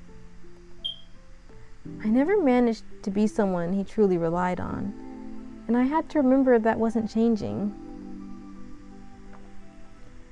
As bleak as it felt at the time, Cliff still tried to not let any of that show to you, Cove. He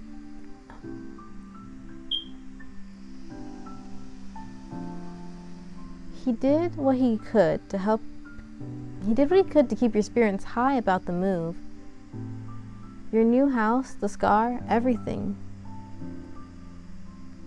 So that's why Cove trailed off. He had misunderstood the impact his injury had on his parents. You're reminded of something that made more sense now. Mr. Holden had been so helpful with Cove's old Halloween costume because he didn't want Cove to be saddened by his scar. It was clear Cove was coming to the same realizations. Now, with all that said, if Cliff was a completely perfect and wonderful guy, I wouldn't have left him. If it was even pretty good, I would have stayed. It was hard not to have custody. Sometimes I felt like I was a fun aunt rather than the mom I always wanted to be. I might have overcompensated a little at times because of that. She forced a laugh, but it had an uncomfortable edge to it. You could tell she was trying to blow off a very real anxiety of hers. Cove looked ready to say something, but his mom kept talking, kept moving forward. Still, it's not Cliff's fault alone that our relationship didn't work.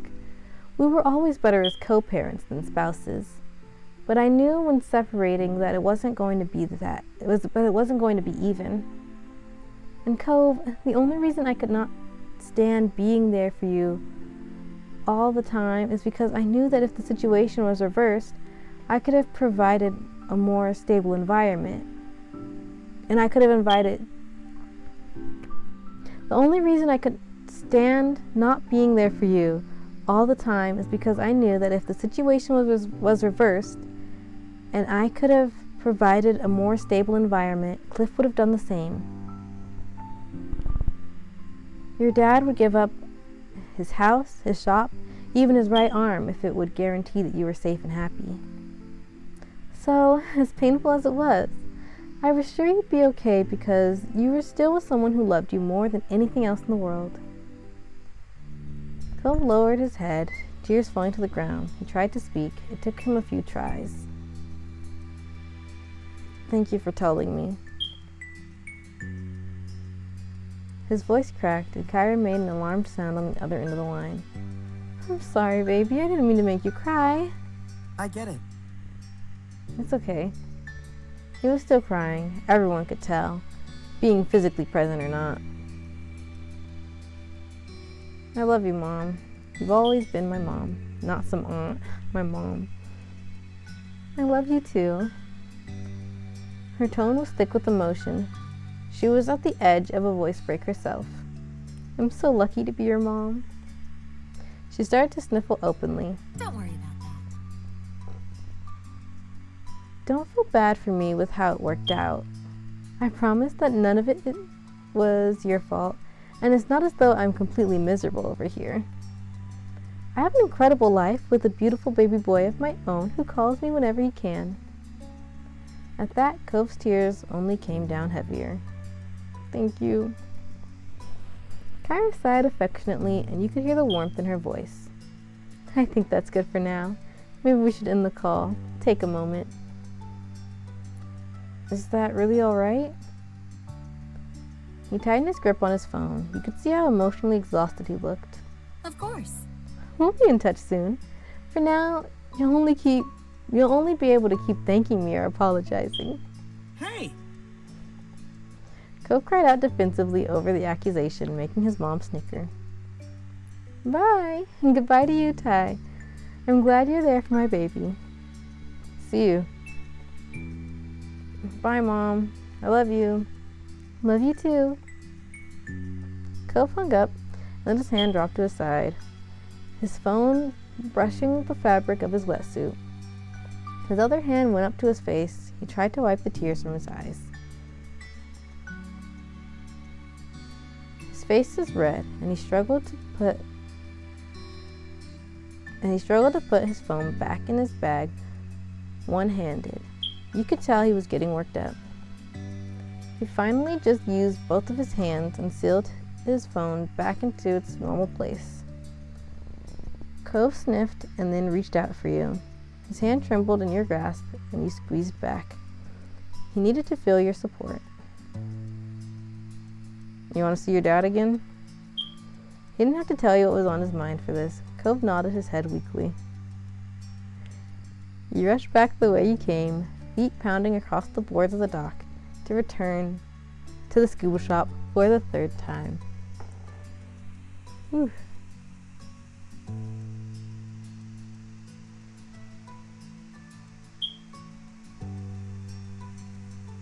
Okay, it just expired.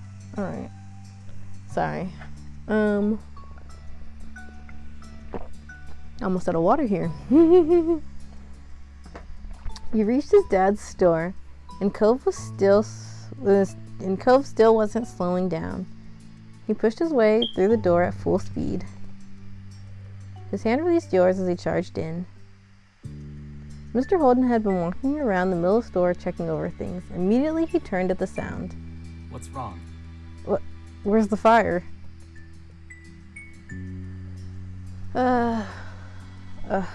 He froze when he got a look at Cove's face. He weirdly opened his mouth, probably to ask what's wrong, but then Cove launched himself at his father. Cove threw his arms around Mr. Holden's neck, buried his face into his dad's shoulder, and started to sob with deep, hitching breaths. Cliff clearly had no idea what was going on, and his hands hovered awkwardly in the air. He looked at you for a brief second, hoping to understand before turning all his attention on Cove. He wrapped both his arms around Cove's back. Cove looked secure in his father's embrace, protected and safe. It'll be okay. Whatever it is, it's going to be okay. Cove kept crying. He inhaled deeply, his voice choking up when he tried to speak. I'm so sorry. You always tried to be there for me when I was growing up, and I was mean to you. I'm sorry. What? Mr. Holden was completely taken aback. He hadn't expected this to be the issue. You don't have to apologize for that, bud. Kids are allowed to be mad at their parents. It's my job to take care of you. I really didn't do anything special. Cove shook his head as empathetically as he could, while still tucked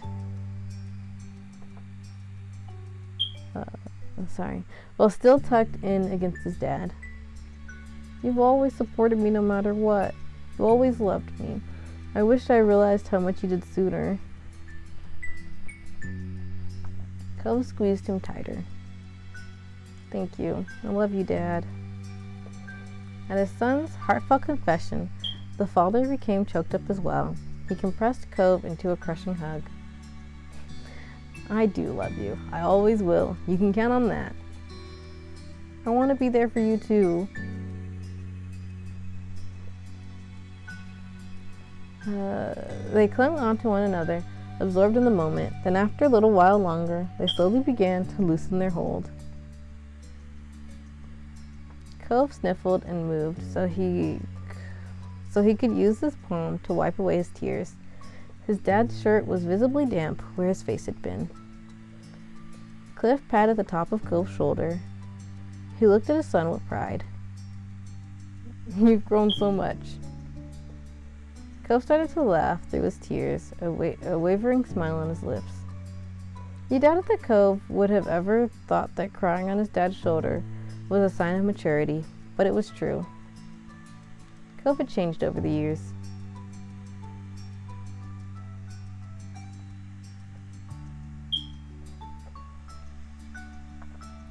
You were glad to see Cove grow up.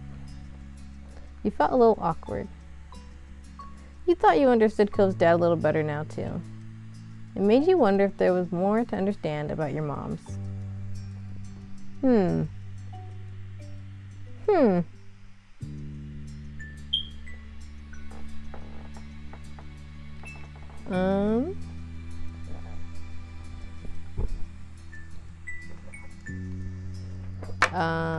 Yeah, that was... What would be the response here?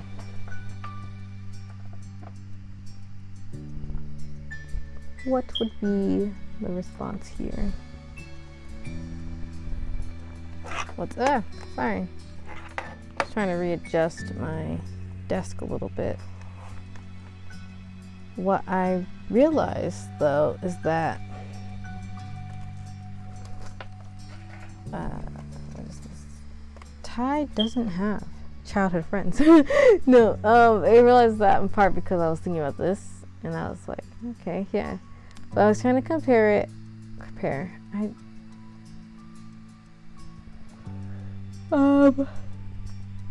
Okay, so like, these are all valid. Of course they're all valid, but these are all valid. And for Ty, I think it's probably likely to be one of these two.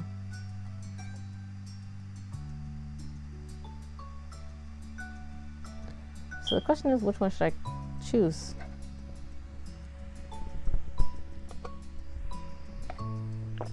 And the story took my whole cup of water. Yeah,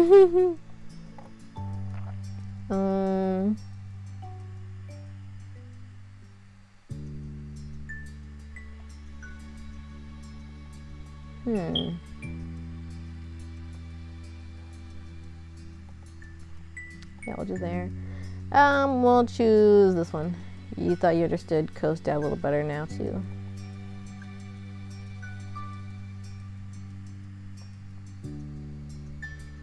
Your perception of Cliff had always been colored by the limited sides he was willing to show his neighbors, and then through Cove's eyes. What you had learned today gave you a more complete picture of him. It felt like you knew him better now, on his own merits. Cove wiped at his eyes again. You're a good dad. You're a good son. Mr. Holden was plainly touched by the words and beamed at his beloved, I know it's beloved, but I always want to say beloved. So that's how I chose that. Mr. Holden was plainly touched by the words and beamed at his beloved child. Cove looked away and shyly traced his scar. Cliff chuckled and released Cove to rub the back of his neck. The earlier panic had bled off and left the confusion. I'm glad we had this talk, but what was it that made you cry in the first place? You weren't too bad off when you left before. Oh. Cove ducked his head further down, getting a very good look at the scuff marks on the floor. I called Mom. I want to talk to her about all this. He kicked one of his feet shyly, swinging it back and forth against the ground. Things felt really hard when I was younger, but it wasn't just me going through stuff, Dad. You never give yourself credit. Cliff smiled gently and gripped Cove's shoulder with reassurance. Oh. Kyra is an amazing person to come to my defense. For me, the only hard part was seeing you and her unhappy. Everything else, that was nothing. He wrapped an arm around Cove's neck for another side hug. Cove leaned into the embrace and glanced up at his dad. Your old man is tougher than he looks. Check out how powerful these arms are. And this is 10 years on. I was in my prime those days. Cove laughed. It was a light sound, full of fondness. Okay. He quieted down a little, finding a quick moment of seriousness.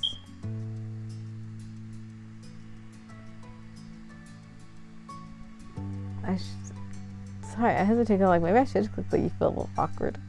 I'm always doing that. I'm always doing that to myself. Thanks again, Dad.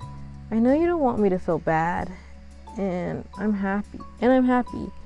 Because of everything you and Mom did. I have a really nice life.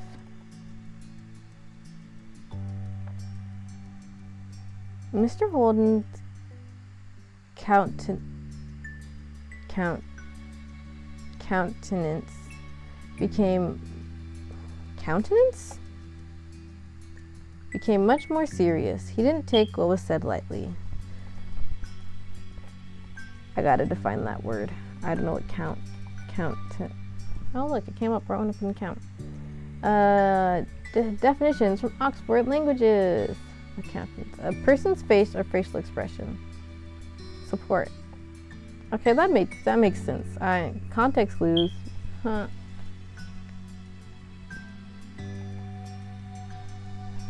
Cove. You are very welcome. That's so good to hear. He then let Cove go again.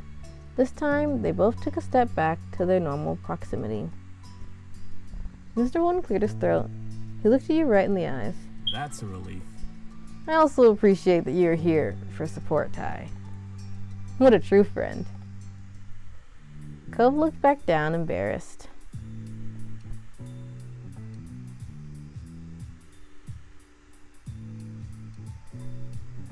I'm glad I could be here. I want to be there for you too, Mr. Holden. Thanks for finally noticing my presence. Finally, resolution. You're both so sweet. You couldn't find a way to react. Ty is either I'm glad I could be here or you're both so sweet. Because look at that. Family.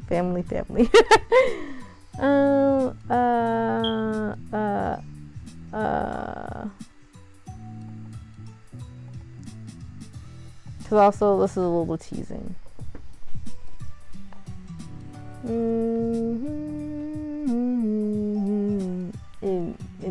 Just a little bit, it's genuine, but also lol, if that makes sense.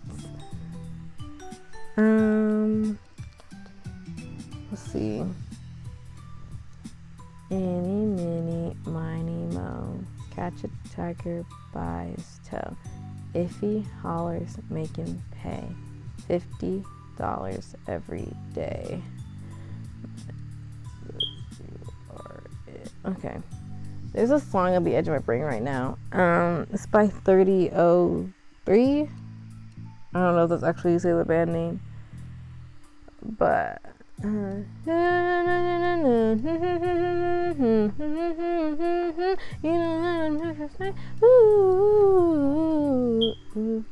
don't know why this song just came to my head though, because it's been years since I've heard that song. I heard that song in a DRI MV years ago. And so popping up in my brain right now is very confusing, and it's just a little distracting.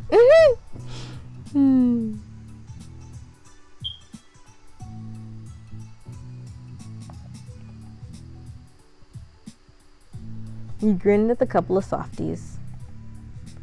Cliff smiled warmly. He nudged Cove gently as if to say, "Look how lucky you are."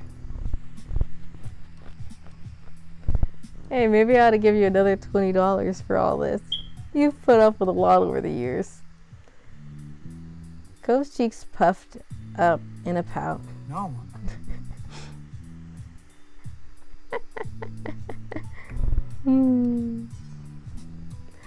I could use the money.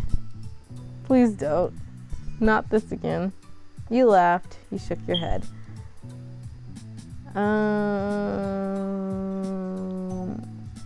Ty would just laugh. Ty would just laugh. Cause in part, I don't know how jokey this one is. Yeah, it's one of these two. Ty's here. Ty's here for some fun. Ty's here for a laugh.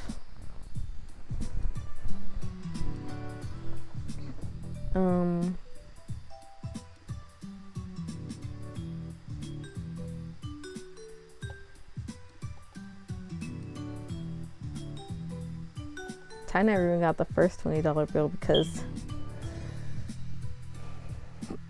he didn't. I'm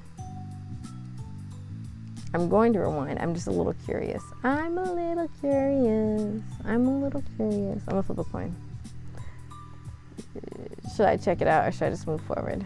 Should I check it out? Yes or no? No? Okay, I guess I'll just move forward. Cliff was a riot. Sure. Okay. I'll leave making jokes about that to Cope. I'm curious. Wait. No, I'll look it up later. Cope smiled, satisfied at that. All right. Cope exhaled slowly, his posture relaxing.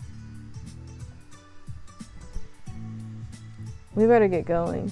You still have work, Dad. I think Ty has been patient enough. Oops, I accidentally rewinded. I didn't bring him here to watch me cry to my parents. Cliff grinned and waved the two of you off. Sure thing. I'm happy you both stopped in. But you gotta go have some fun. Be careful out there. I don't need to go jet skiing anymore. Ty, if you still want to go, I don't mind watching. No way, you're a mature young man. And if you want to jet ski, then you should go out and jet ski. I'll still be here if you need anything, right? Yeah, okay.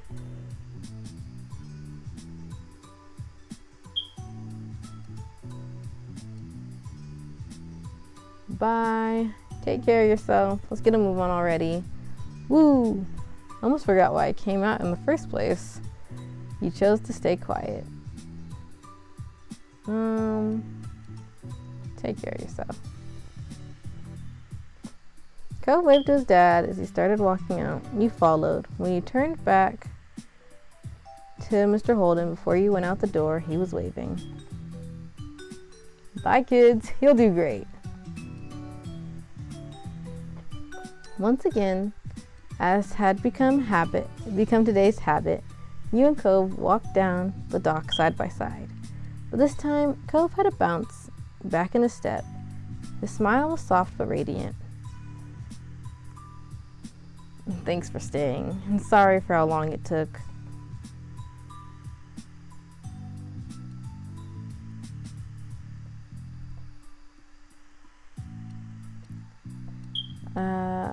You're welcome. You do the same for me.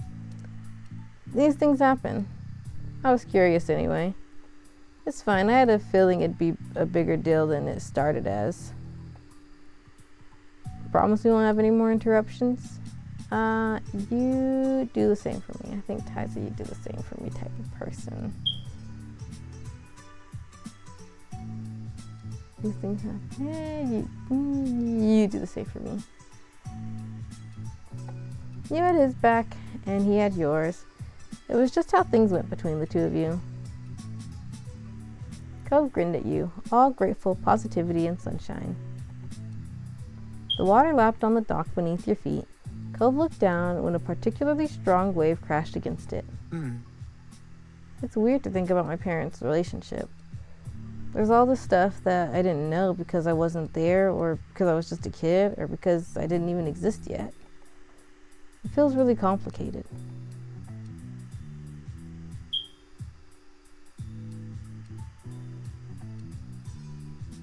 Relationships are complicated. I know what you mean. I feel that way about mine. Really? You didn't comment. Why is this option like so hard? Okay. I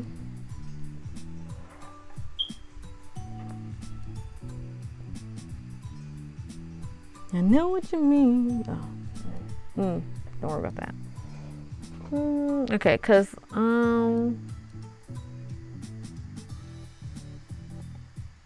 there's like a difference between the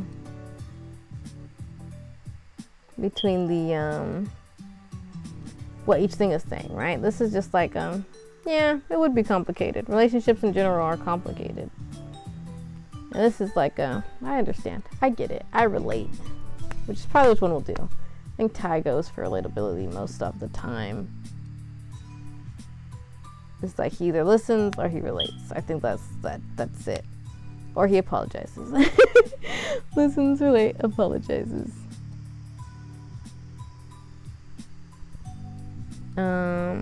Really is like a saying. Is it really that complicated? I don't feel it. I don't get that. He didn't comment, but there's nothing wrong with not commenting, but at the same time, I'm saying that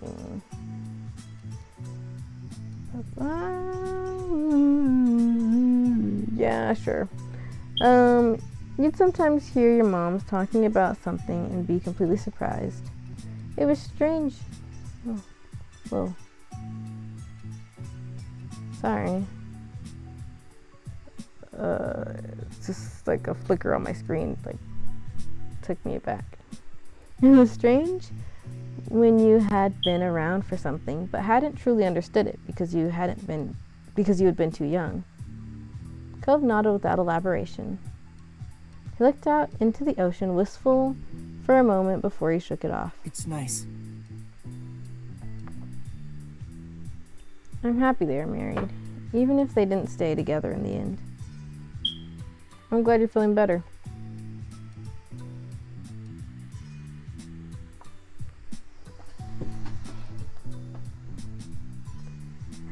You asked about what he thought about marriage for himself now. You tried to refocus on what was ahead. What? Sometimes you just don't expect an option. I was not expecting this to be a possibility of a question.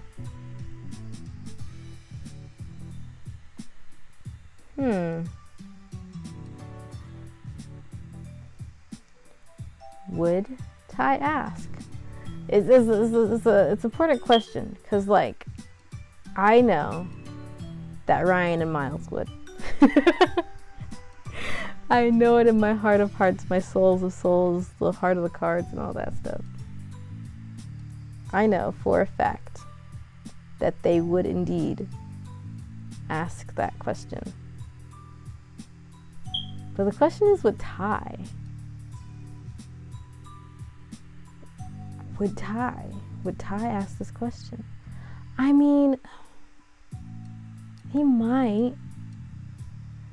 There is a scene where he does ask, like, because he's not. Okay, we'll just do it. We'll just flip a coin. Should we do a coin? The coin says yes, we should do it. Sometimes you just need someone's, like, second validation, like someone to be like, yeah, enabler. You need an enable. Not an enabler, but, like, you know. Yeah, sure, we'll ask it. Why not? The coin said we should, and I'm curious enough, and I think it's not out of the wheelhouse. I think it's not something he wanted to. It's just the question of, the moment, I think. But it seems like a normal transition. And if I was writing it, like if it was me writing the scene, I could see him asking it, like he would do it in a playful way. Like, I don't know how to describe it. I have to write it and then rewrite it and then to get the words right. But you know, like some sort of jokey transition from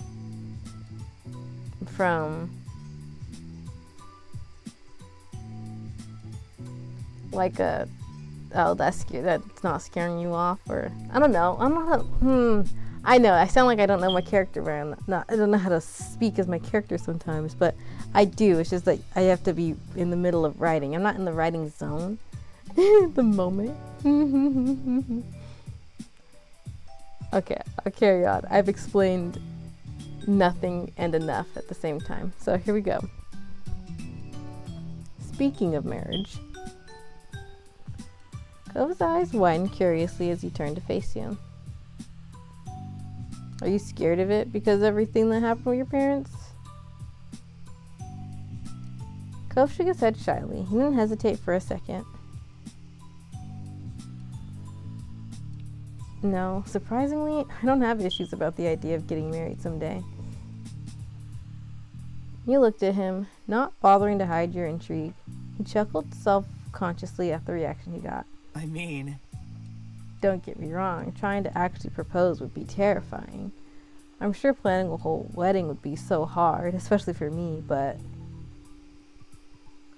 just the thought of having someone I loved that I was married to, that I'd spend the rest of my life with, that doesn't scare me. Actually, it makes me happy to think about. The both of you snuck smiles at each other. What about you? Would you ever want to be officially married someday?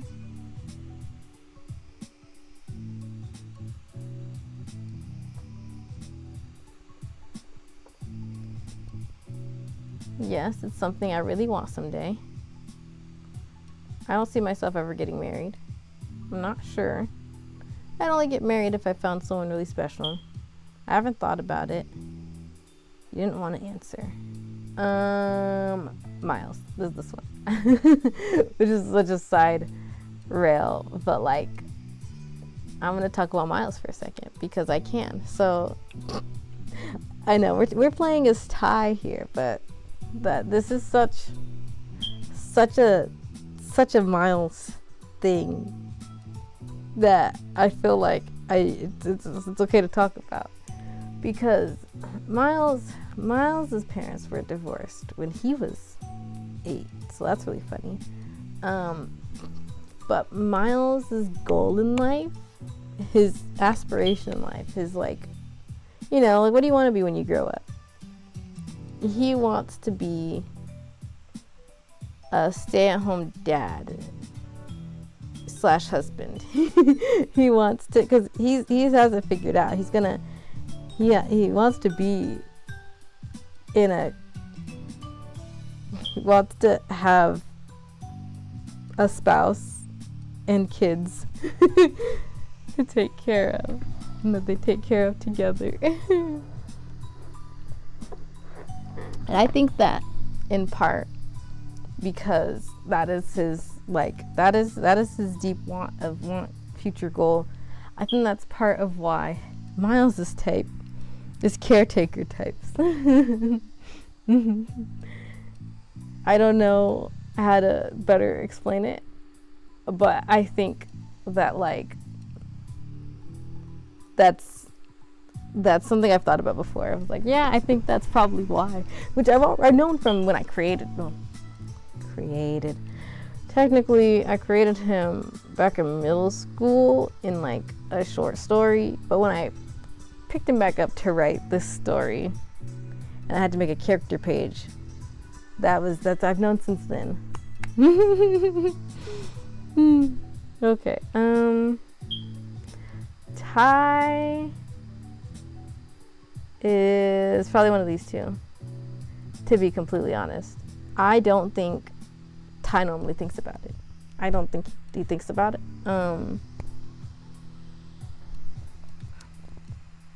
but I also want to make sure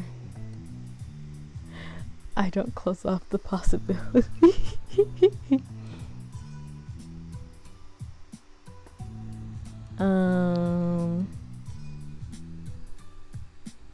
Okay, wait. Okay. Oh. You ever start typing on Google and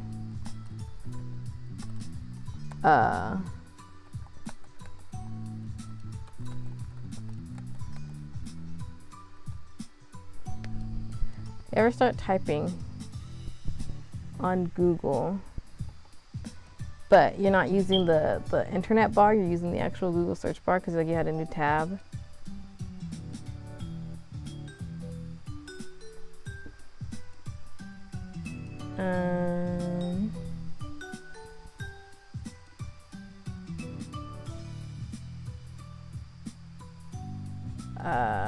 Hang on.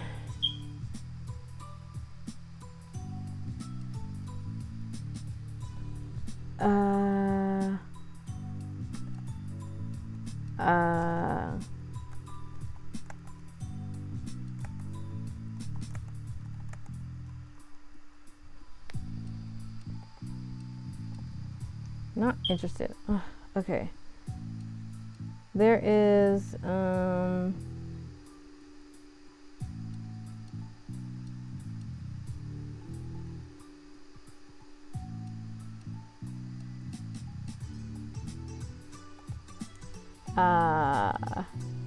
I forgot what I was talking about.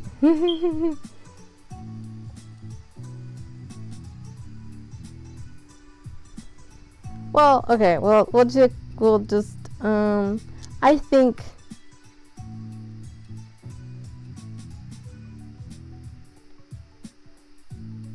I don't want to click the wrong option. I know there's not supposed to really be a wrong option, but you know me, my other thing is like, but what is the response after this option? Like, what is the energy? Because I do think, like, revisiting it, that at this point, you know, he would have thought about it. So I can take this option off. See, because, like, I think if this is, like, a few years ago, Ty, then it's probably these. But this one, is it this one? I think maybe she's this one. It's not even like Ty has any reserves against marriage. His parents are happily married. I'm not letting you in on all the Thai lore. I saved. I don't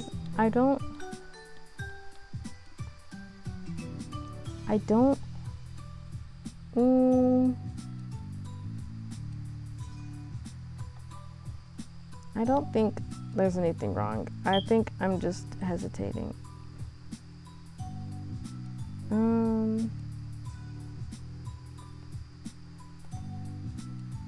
I can always rewind if I feel like something was misinterpreted. Okay. I don't know why I do this. I need to hurry up. I've spent like the whole time on this one.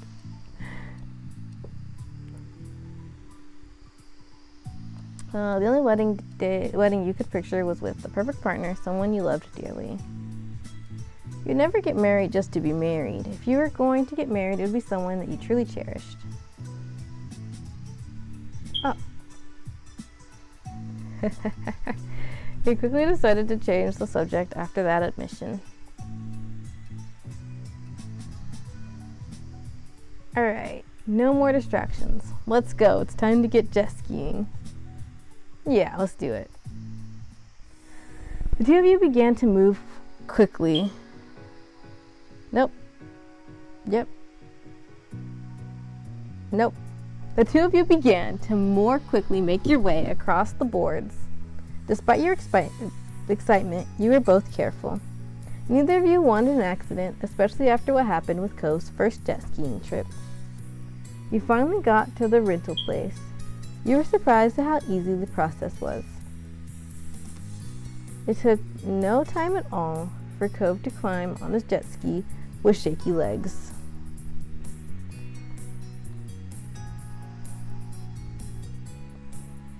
We're gonna jet ski. You rented your own jet ski, you decided to just watch Cove. We're gonna jet ski. We're gonna jet ski.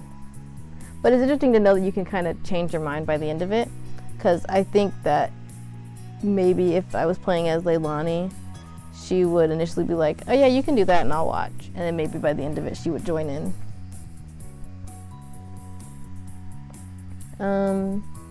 You'd spent this entire time wanting to jet ski and was thrilled to finally climb onto one. It was lime green with blue detailing. The jet ski rocked slightly as you got on, bobbing with the waves. You looked across to Cove. He sat motionlessly astride his jet ski, preparing himself to start it up. Even from your distance, you could tell his hands were clamped onto the handles too tight. He was stiff and nervous.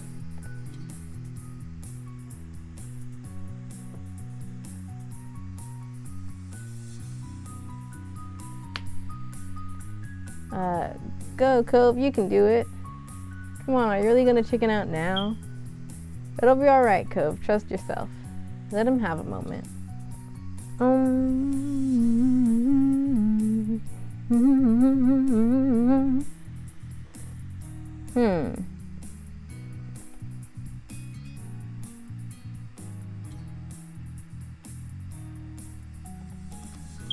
Sometimes you're tired of saving over the same save spot.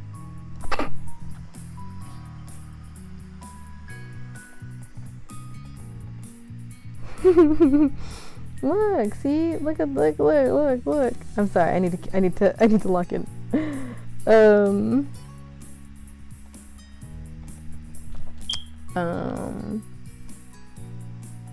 Alright, it'll be alright. He took a deep breath. You could see the rise and fall of his chest. Thanks. He inhaled slowly and started up the jet ski. It roared forward, and you were surprised you could hear him squeak over the sound of the engine. He stopped after a few seconds and breathed in again. After he calmed down, he started it up once more. Cove sputtered and stalled with it for a while, going a little farther each time. He grew more comfortable with the feel. Cove eventually reached the point where he only stopped the jet ski when he had something to say. He kept shouting things at you. This is amazing! Do you see that? This is so great! You had gotten your own jet ski going as well. You made sure to keep a safe distance. Cove watched what you did with enthusiasm. Nice turn! He's such a hype guy. But isn't that what you really want? Like in your friendships, in your relationships, we should be each other's hype people. We should hype each other up. That's what Cove's out here doing. He's hyping you up. He zoomed forward, and you could hear his bright laugh ring across the waves. You were relieved he'd taken to it so well.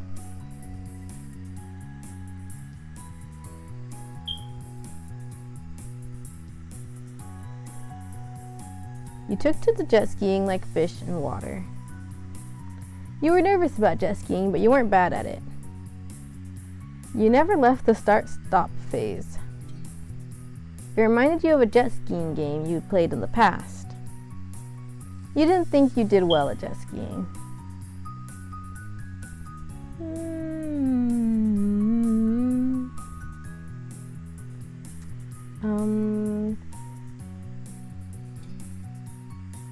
Knowing that jet skis could be dangerous, you kept a healthy caution over the vehicle. It was tricky at the start. You drove it You drove in short bursts, since each time you made it go forward seemed much too fast. You worried that you were going to fly off or the jet ski would flip over. However, it didn't take you long to realize you had decent control over the vehicle. You grew more comfortable with the controls and let yourself relax a little. Eventually, the sun set and you had to pack up. Cove was thankfully still in one piece, no cast necessary. After everything was returned, Cove dug his phone out of his bag and texted his parents to let them know all about his triumph. An idea to take a photo to mark the occasion struck Cove, and he wanted you to join him in the selfie.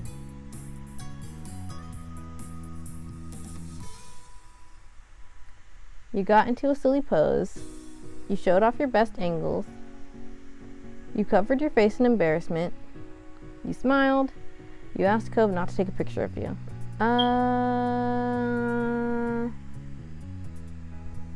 It is going to directly to his parents. So, wait, is it? Oh, this is to mark the occasion.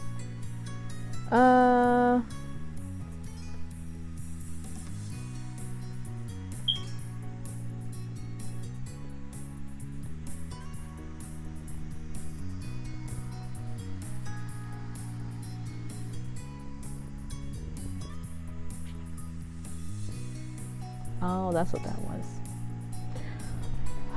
Okay. Where else was I here? To do sleep pose.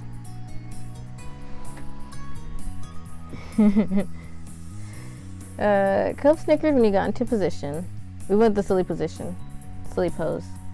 He hesitated for a moment before trying his own funny face. Showed you the picture and it made you smile. It'd be a nice memory. His phone vibrated after only a moment after texting it out. Mr. Holden and Kyra had likely been waiting the entire day to find out how his outing would go. And with the news of his success, both Cove's parents sent back how proud they were of Cove for how far he'd come. Watching him grinning in the sunset after facing so many fears that day, you felt the same.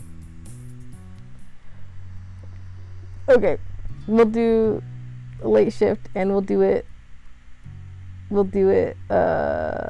faster.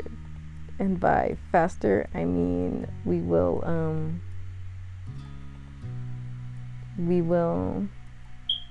maintain. We'll maintain better. Okay, late shift. Let's go. Hey, it's Baxter. It's so funny. I know I said I would maintain, and then I immediately ready to tell an anecdote. It's just really funny, like, that my actual introduction of Baxter was Now Forever, because, like, I heard of him. I didn't have any opinion of him because I didn't ever play the game or see anyone get to him in their game. So for me, this is all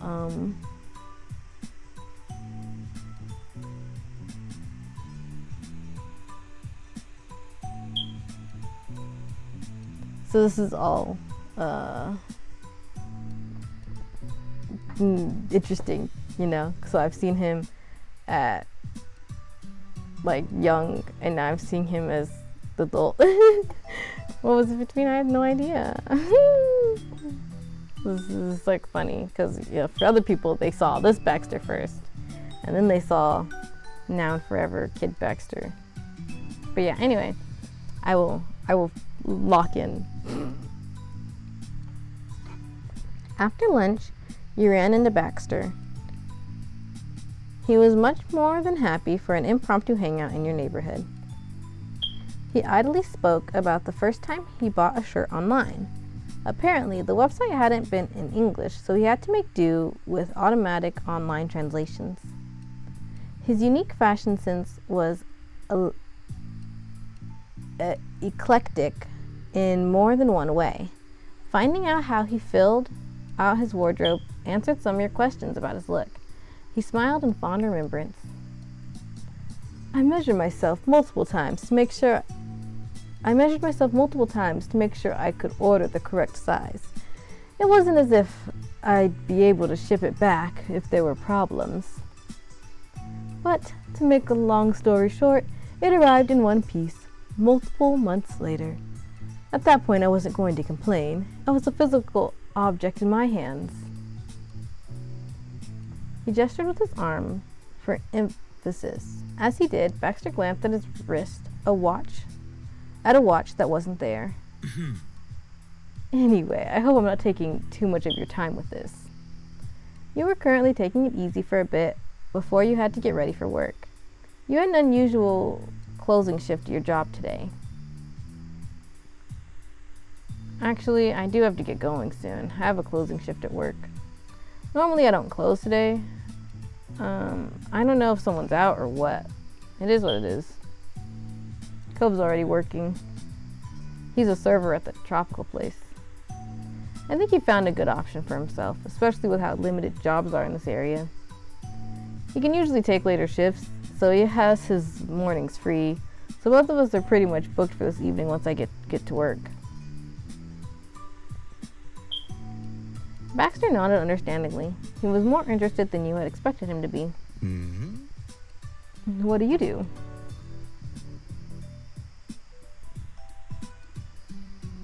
Ooh, okay. I work at the public library. I work at the Tropical Place restaurant. I work at a mall kiosk. It sells phone cases.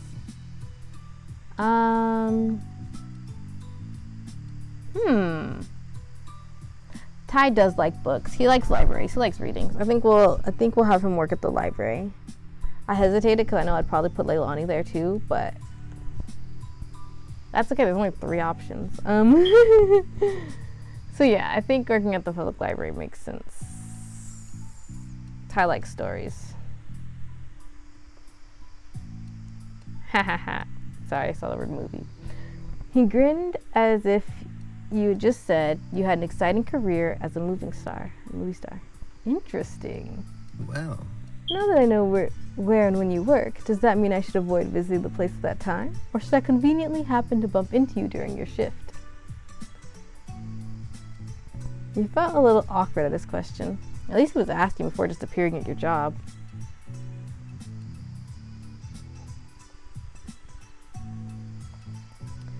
I wouldn't mind seeing you there. I'd absolutely love having a distraction during my shift. It doesn't matter to me. You show up if you want. I'm gonna be pretty busy working. Avoid it. You said nothing. I think Ty's like, yeah, it's a job at a library. I don't think he minds, and it's not like he dislikes Baxter, so I think he's okay either way. I think if he worked at the mall kiosk for some reason, though, he'd probably want a distraction. I don't know why, but I feel like if he works at the library, he's like, yeah, it's fine, it's whatever. I feel like where he works is part of it. You know? Na na na na na na na na na na na na na na na na na da da da da. It's not so what, and that's just how it goes. His decision was completely up to him. He honestly didn't care whether you saw him or not. He tilted his head with excitement in his eyes. Then I might have to make another stop on my then I might have another stop to make on my outing this evening. Thank you. I've got to go get ready now. Good luck, Tyrone. He waved at you as you peeled off toward your house. You reached your front door and gave Baxter one final nod before you went inside.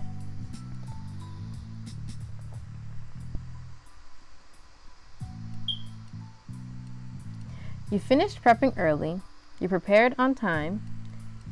You were late and rushing to keep up. You were late but still relaxed. I'm going to say you finished prepping early because if this is something that you already knew about, in theory, I think he should be, he's in his work and he usually does work. He just doesn't usually close. I think since it's like, it's habit, and everything. I think he's going to be ready early. And that's also in part because in one of the scenes I wrote, he was ready early. So there was reasons for that. Story reasons on why he had to be. Story reasons called, I'm still unsure if I want something to be somewhat of a, what do you call it, plot twist or not. And so to keep that option open, I had to do that. Anyways, you finished prepping early. It didn't take you long to change into your uniform. You made sure your hair was clean and gave your professional-looking self a thumbs up in the mirror. You casually went back outside ready. You felt satisfied at the time. If things went to plan, you'd be at work with time to spare, just as you liked. You drove to work, you walked to work. I think Ty's gonna walk to work. Since things are like in the area, and I don't think he likes driving very much. Like he'll do it, but I think in this case he can just walk to work.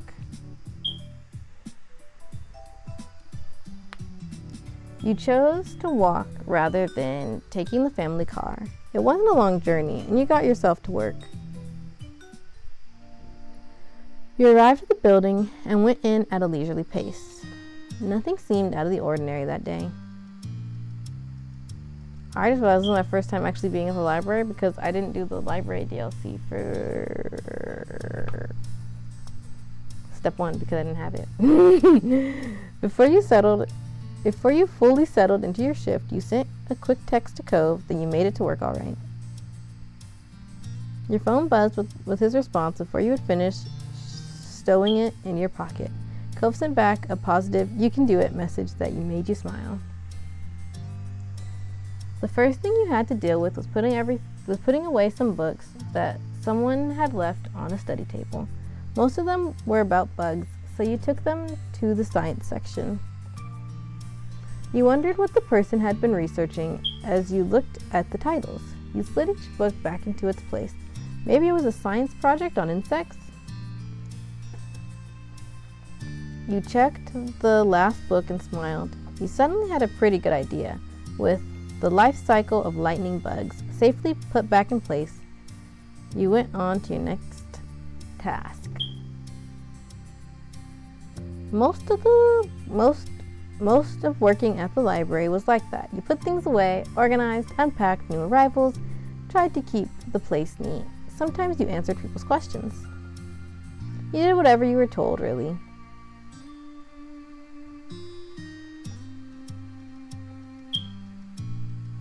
You're really happy with your job.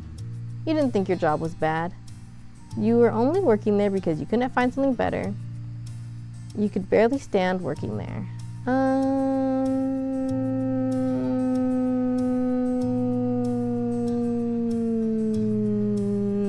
Fine, happy. You enjoyed what you did. It made you feel productive, and it paid. A great job all around. After time passed, sorry, I won't go back. I'll click and I won't go back. Cause I was thinking maybe it should have been, you didn't think your job was bad. Cause Leilani's definitely happy to have this job. And I just like those to differentiate things a little bit. After time passed, you got really into your work zone. You barely noticed the hours go by. During a slow moment, you heard a distinct, familiar voice. Excuse me. You turned your head and saw Baxter sauntering towards you. He really did turn up just to visit. Hey Baxter, welcome to my job. He grinned with a tilt of his head. Is this a good time? Yeah, I'm not too busy right now. Excellent. You saw his eyes search the place, clearly never having been before. You're both standing in the sci-fi section, surrounded by colorful spines with authors' names in large white print. Baxter gave them a cursory glance. I wonder if I could check something out, despite not being someone who actually lives in this town. I've never been to a local library like this. I've only visited school libraries and privately owned ones.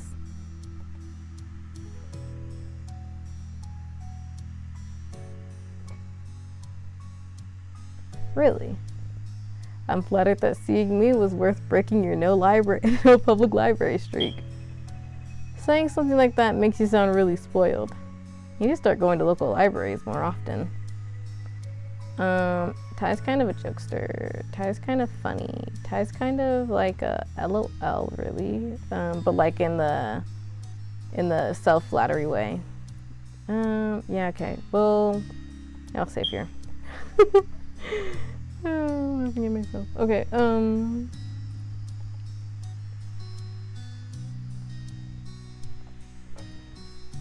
Of course, it was well worth it.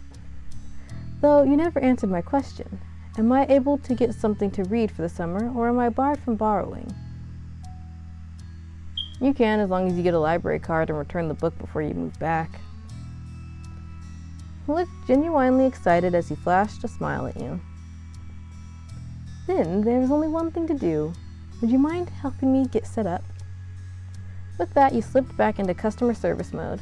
He raised an eyebrow at your cheery expression. That won't be a problem at all, sir.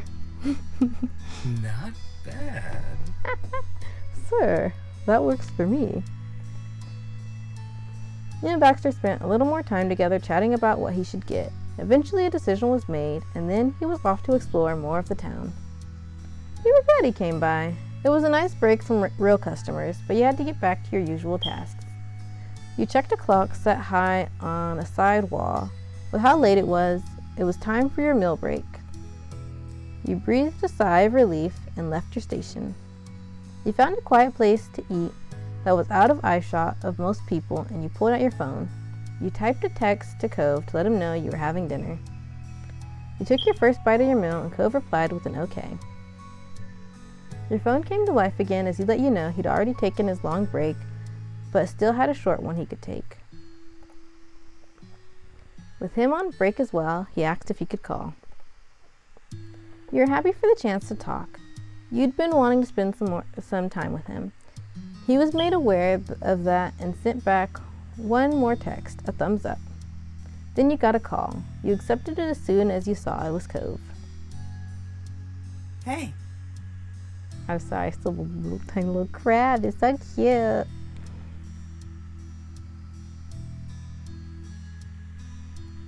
For a second, I was like, huh? But I was like, oh, he's got a different outfit on. That's clearly his waiter uniform or whatever uniform they have at the tropical place. Wait. Hey. Hi. Today's been going by really quickly.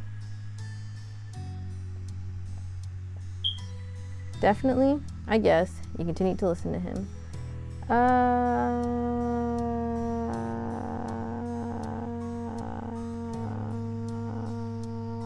I'm sorry. It's always the option ones. Definitely. You continue to listen to him. Oh. I don't know. I feel bad anytime I cut him off. I don't think it's. He seemed somewhat bemused about something. You wondered what happened. Cove laughed quietly. You should have seen it. When I got to my shift earlier, there was a huge fight going on with the schedule.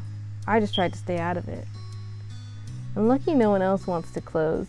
It's not something I've got to defend. Some shifts are way too competitive. He shook his head at that memory. You wondered how the shifts had been sorted out in the end. He didn't bother to elaborate further on his workplace drama. I hope nothing's going on. I hope nothing's going on with you. This isn't normally when you'd be working.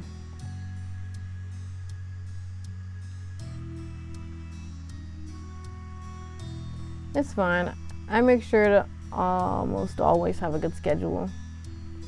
I was open to a change of pace. I got stuck with a bad deal, but I had no choice. I'm getting through it. It's nothing. I was open to a change of pace. You could afford to be a little flexible about when you worked. You weren't too set in your ways to get upset about changes. You made a small hum of acknowledgement. At least we're in the same boat. Yeah. Baxter showed up here earlier.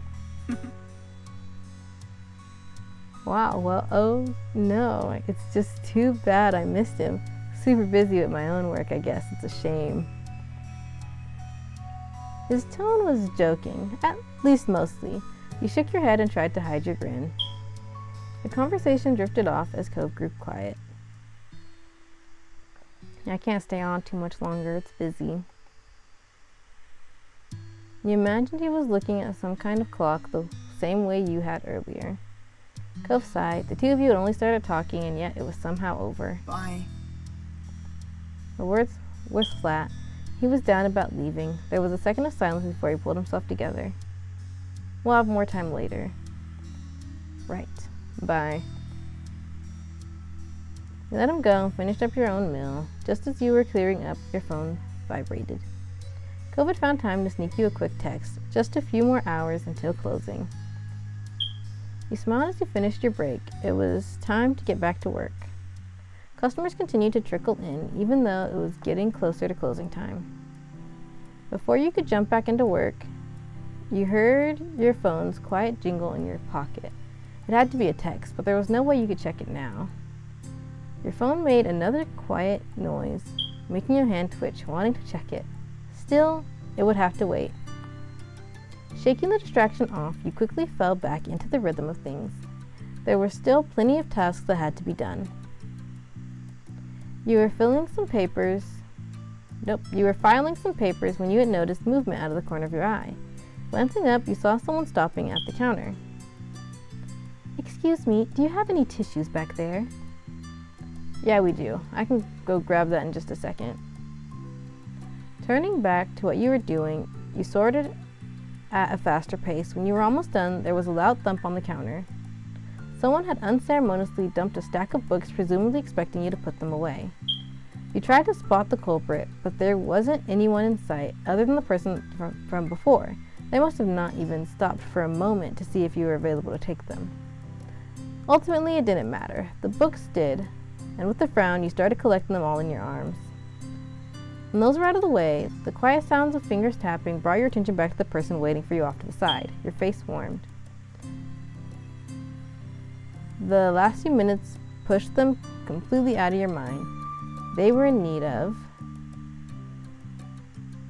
Oh, wow, that's funny. Okay, a pencil, a pen, a pencil, paper, an eraser, tissues, something. You couldn't remember it and needed to ask them again.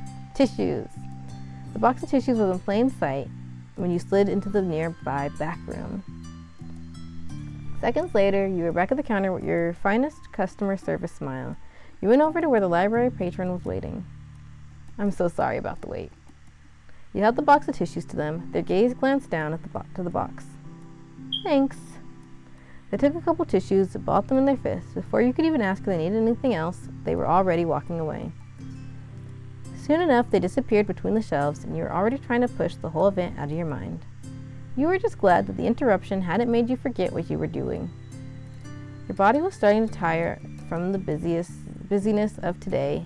Luckily, you had one more short break. You took a seat and finally decided to check those messages from earlier. There was one from Mom. Would you mind going to the grocery store on your way home to pick up some asparagus and peppers for dinner tomorrow? Can't make it myself. Deadlines are tight right now. Thank you and have a great day.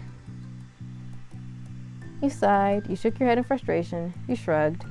You didn't mind the request. You were happy to do it.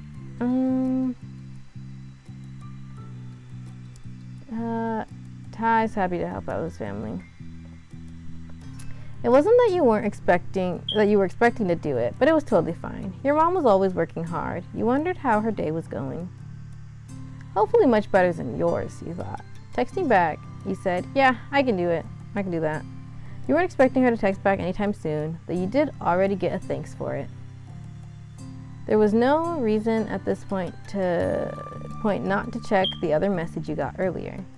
A fond smile spread across your face, and your heart fluttered in your chest when you read it.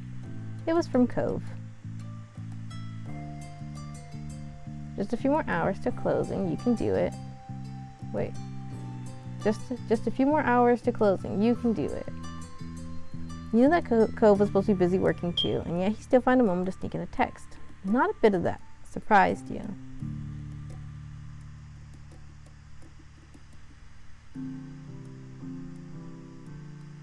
Okay, I was processing.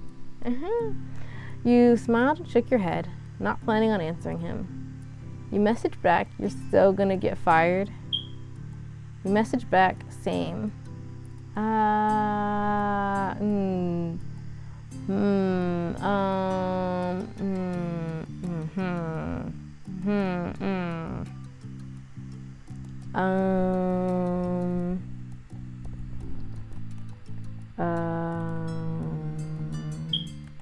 I don't know. He's kind of a jokester, so maybe he should say the joke, be like, "You're so gonna get fired." But like as a joke, but what's he saying? Well, I saved already. But I won't know the results. I won't know the results till later because he's busy. Okay. Well, to try it. Cove responded briefly seconds later. That's cool.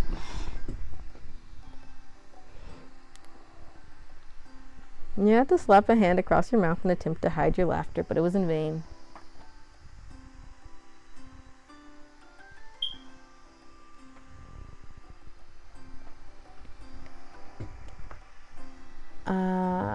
You planned on sneakily sending him messages for the rest of your shift. You decided to leave the conversation there. And you told him you could talk after your shift. We're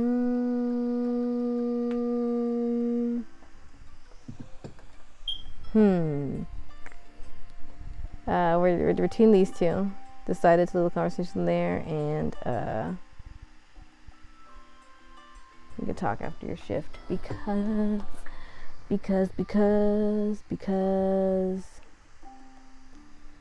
he was so careful earlier. Plus, it does seem pretty busy.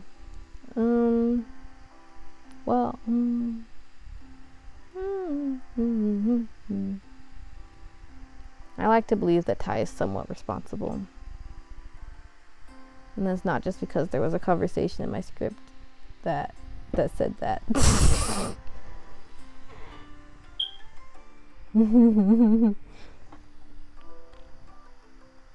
It's funny because, like, I don't even know if it'll still be in the script, this conversation, because it was in the previous version. Nope, it was in the version of scenes, that the incomplete version that I was working on. Right, sorry.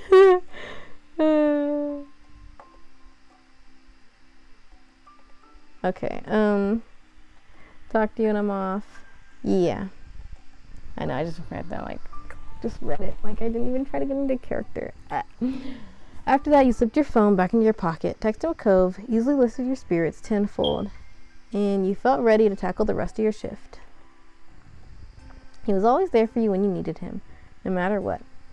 The thought brought a warm smile to your face.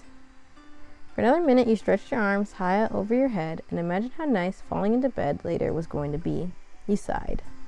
Hopefully your shift would go by in the blink of an eye. You jumped back into the rhythm of things. The last of the customers had finally exited the building. It was time to close. When all the doors were locked, you exhaled loudly. The whole place was officially closed. You were worn down. You felt relieved. You were pumped. Your mind was still stuck on the incident that happened earlier. That was okay, you thought. Not the worst you've seen. Let's be relieved that the day's done, I guess. It was like you could finally reach the light at the end of the tunnel. Or maybe... I know, I said I wasn't gonna go back. Just curious.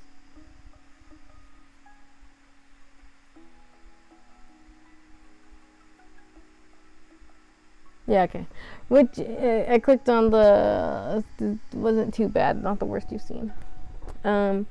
Which in itself was a victory. Hiding a small yawn behind your hand, you were looking forward to leaving work far behind. A small smile tugged at the corner of your mouth. While you were shuffling around in the closed-up shop, you had a call come in. It was Cove. You knew that he spent the majority of today working overtime. You hadn't been sure if you'd hear from him. You picked up his call immediately. Hey, just finished. You? Yeah.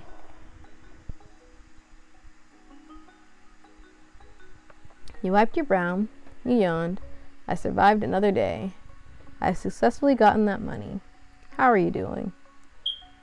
How are you doing? I'm good enough. You could hear the exhaustion in Cove's answer. Are you heading home now?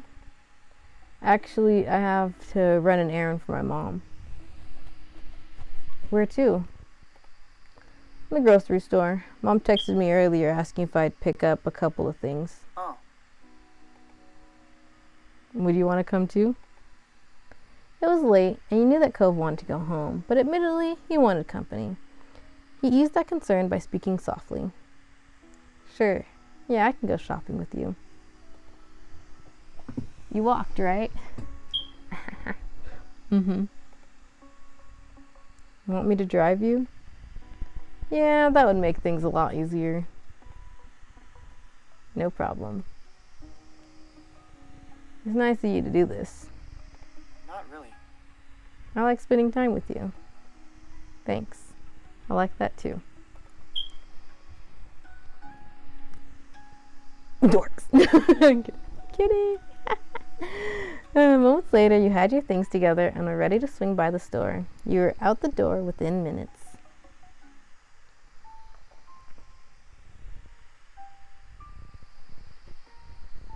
Cove pulled into one of the many free parking spots at the neighborhood 24-hour grocery.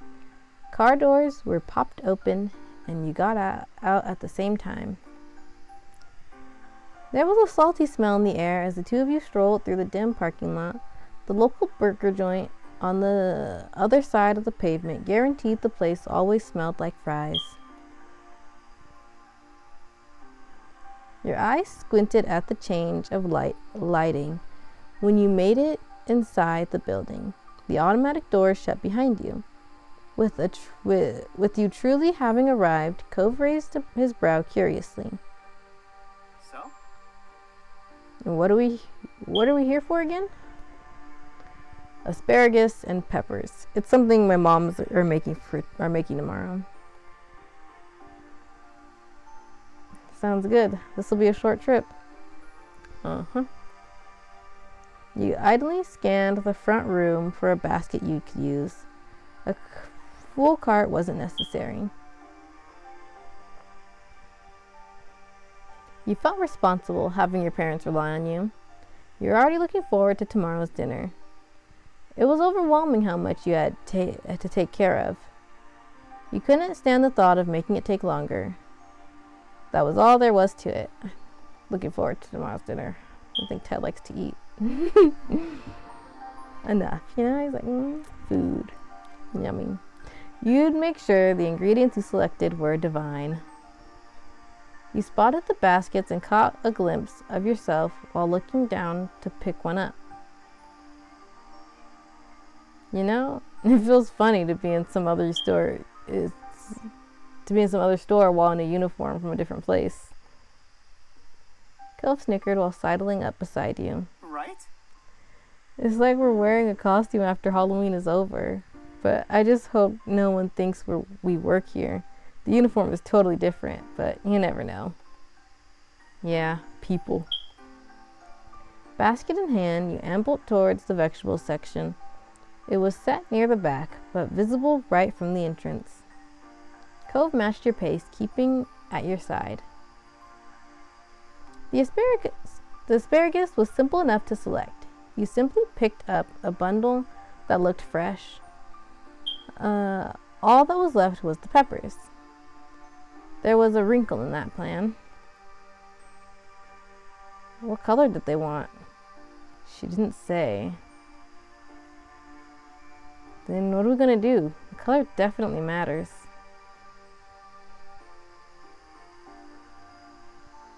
No, it doesn't matter. We'll have to get one of every color. I'll text Mom real quick to ask. She left it out. That means I get to make the call. I don't know. What do you think? Okay, he's one of these two.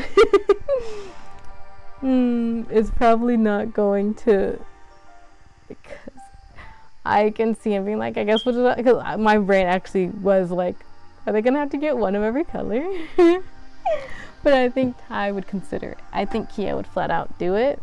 Maybe he would text his mom, but she's been busy, so she might not respond.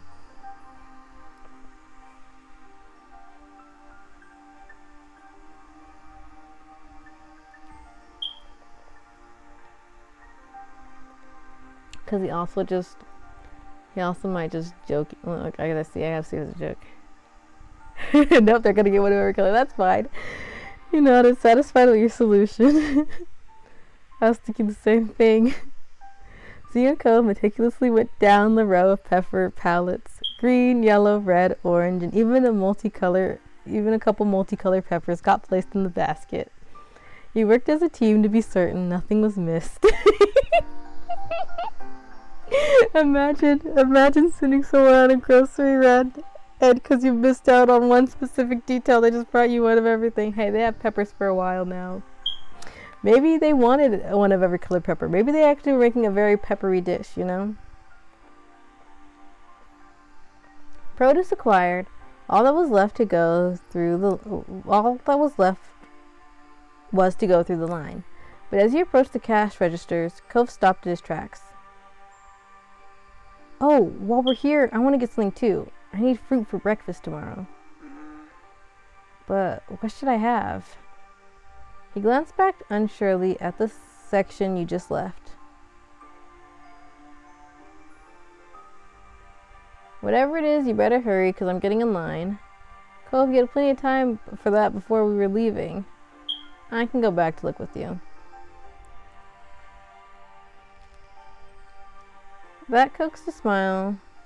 Coaxed? A smile from Cove. His tension eased. Sorry. Thanks, and sorry. It's fine. We could take a little more time to do this. Yeah, he just helped us pick every pepper that they had. Cove gratefully led you back to the fruit stands. Gratefully. Did I say that right? Cove gratefully led you back to the fruit stands. He let his eyes wander across all the options, seriously considering his decision. Not bothering to rush, you walked up and down the produce aisle for the second time that trip. Finally, something caught his attention. Transparent cases containing fresh blueberries. Cove grinned. That's it. It'll be perfect for tomorrow. Great. Despite the suddenness of how it happened, you were genuinely glad Cove was able to get something nice for himself during the visit to the store. It made the trip even more worthwhile. Cove carried his food himself, and the two of you went back to get a spot in line. After that, you completed?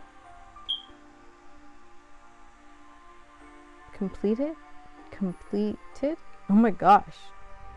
I don't know why I was like, what word is that? After that, you completed separate orders for what you were getting. The produce was packed away in paper bags. There was one for you and one for Cove. You both had what you needed in hand. The errand was finished. You walked across the length of the store to reach the doors closest to where you had parked. You and Cove stepped back into the night. Cove lightly swung his bag back and forth in his grip as you peered squinting into the dark parking lot. He smiled slightly, a gentle expression on his lips. Thanks for inviting me to the grocery store.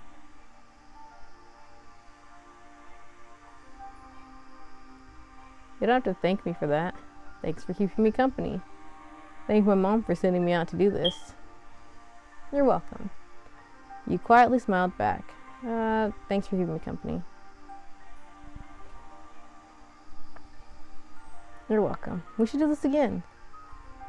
They're so domestic. They're so domestic. Just like in errands. After a moment of walking further into the parking lot, he sighed mildly. As nice as Cove was about this, he had to be tired after working a full shift. It's been a long day. Yeah. That very brief exchange really summed it up. Cove shook his head to himself, bemusement replacing his worn-down expression. When did a busy day go from having way too many ways we wanted to... When did a busy day go from having way too many ways we wanted to play or having some extra homework to having to spend all day at a job and then running errands after?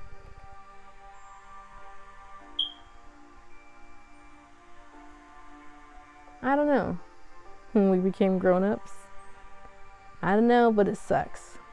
Hey, this is still better than high school. You didn't have an answer. Actually, when we became grown-ups. This is the true adult experience? Working, buying food, and then squeezing in human interaction while you're doing other productive stuff? Well, I guess kid me did always think older people spent their lives at their jobs. I was right all along. He laughed, and you had to agree.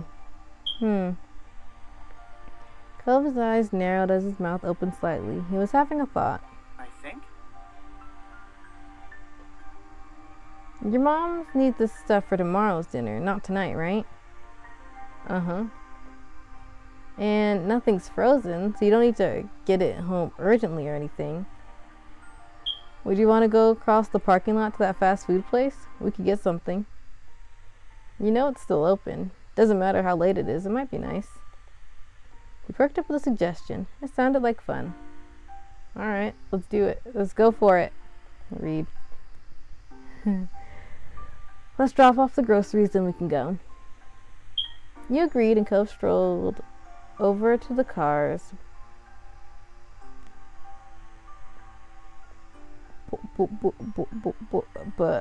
Buoyed at the thought of something to look forward to. He placed his bag in the back of his car and then let you store yours inside as well. With the groceries taken care of, it was a short walk to the burger joint. There were 3 cars lined up in the drive-thru, which wasn't too bad.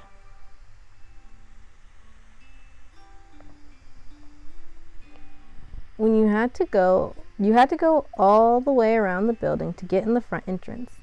But soon you were under another set of bright fluorescent lights. Luckily, there was no line inside the building, so you stepped right up to the counter. You glanced over the menu. This place had the common burger fare, nothing that set it apart from similar places. However, people must have liked it considering you'd seen it open for years. Hello, what would you like to order? Yes, hello. I would like one of everything on your dessert menu. You burst out laughing. You gave him a, "Are you serious?" look. Hey, you stole my order. Good idea. You kept a straight face. It didn't surprise you.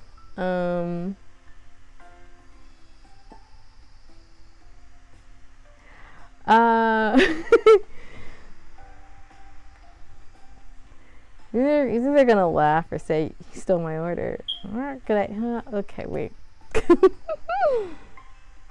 Ty's goofy. Let's see.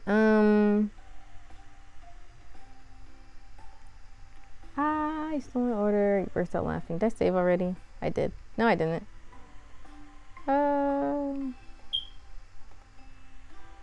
Bum. Burst out laughing. You stole my order. Good idea. You have a straight face, it didn't surprise you.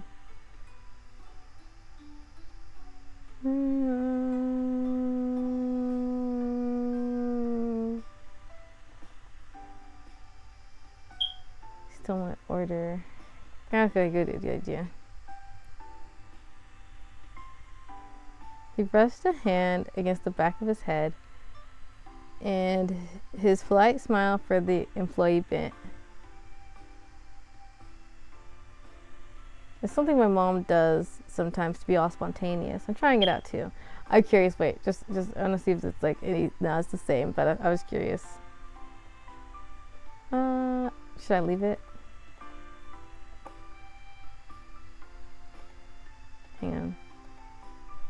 Hang on.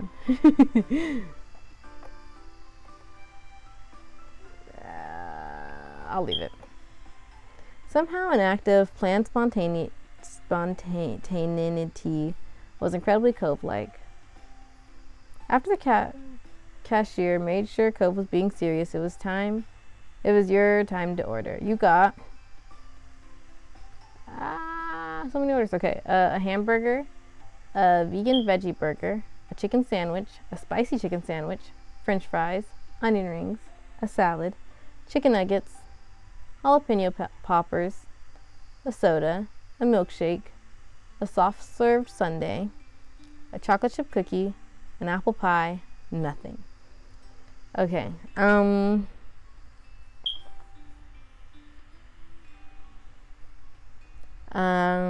okay.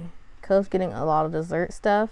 So what we're going to do no. Okay, so we're gonna get a hamburger with cheese and french fries and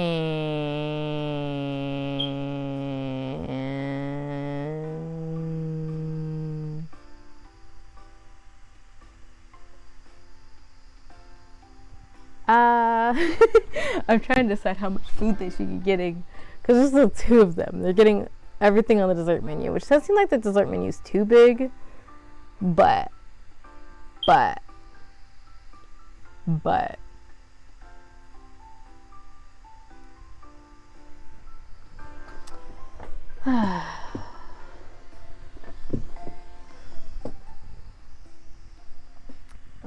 onion rings. I know this is too much food. A chocolate chip cookie and a milkshake. That they have to get. They're gonna be here eating dinner. They've had a long day, and I imagine they'll probably somewhat be sharing food anyway. So they need enough food. Cove gave you a little thumbs up. He wasn't the only one indulging. You wrapped up the ordering process, paid, got the number 264, then claimed a table. You sat across from Cove in a booth where you had a good view of the front counter. It was nice to have the pick of the place.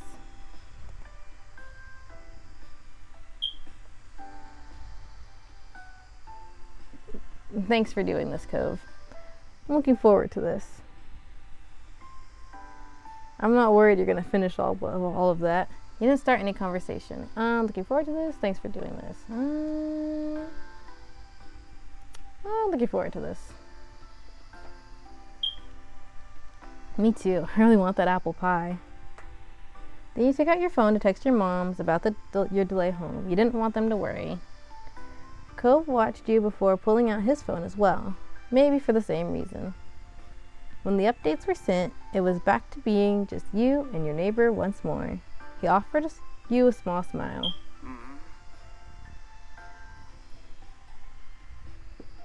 I've missed you, you know, even if you weren't ever really gone.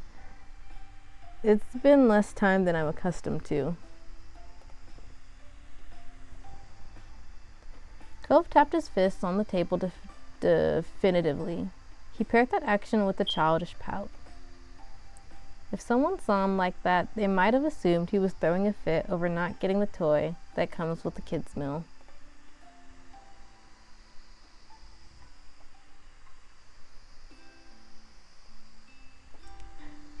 I feel the same way. I'm really glad we're doing this.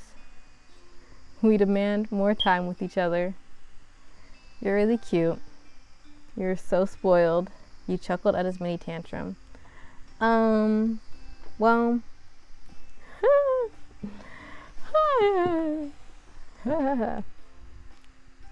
where Ty is at this point. It would have to be one of these two, I think. Because it was really funny rereading one of my scripts. And it's not like there was like a change in his personality, but it was like after a certain point, then he was just like, more so. More so.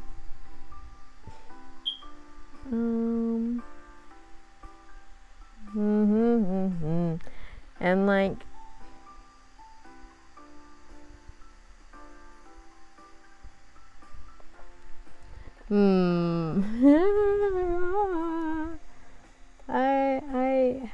I gotta lock in me all the time. Oh, the coins at top option. Wow, okay. And as we know, we're between these two. If this was Kia, I would click on this one. I would do this one if it was Kia. I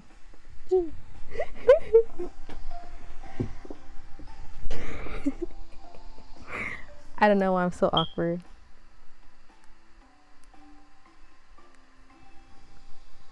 We're gonna try it. I'm gonna try it. We're gonna try it. The coin said too.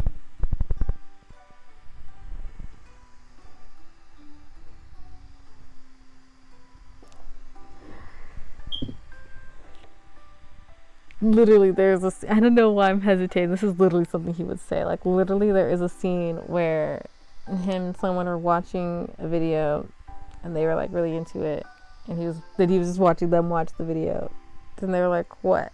And that was his response. I'll try it. Thanks. He beamed at you sincerely, a ray of sunshine in this late night food trip. I'm curious. Wait, sorry, I go back and forth. Okay, it's the same. It says,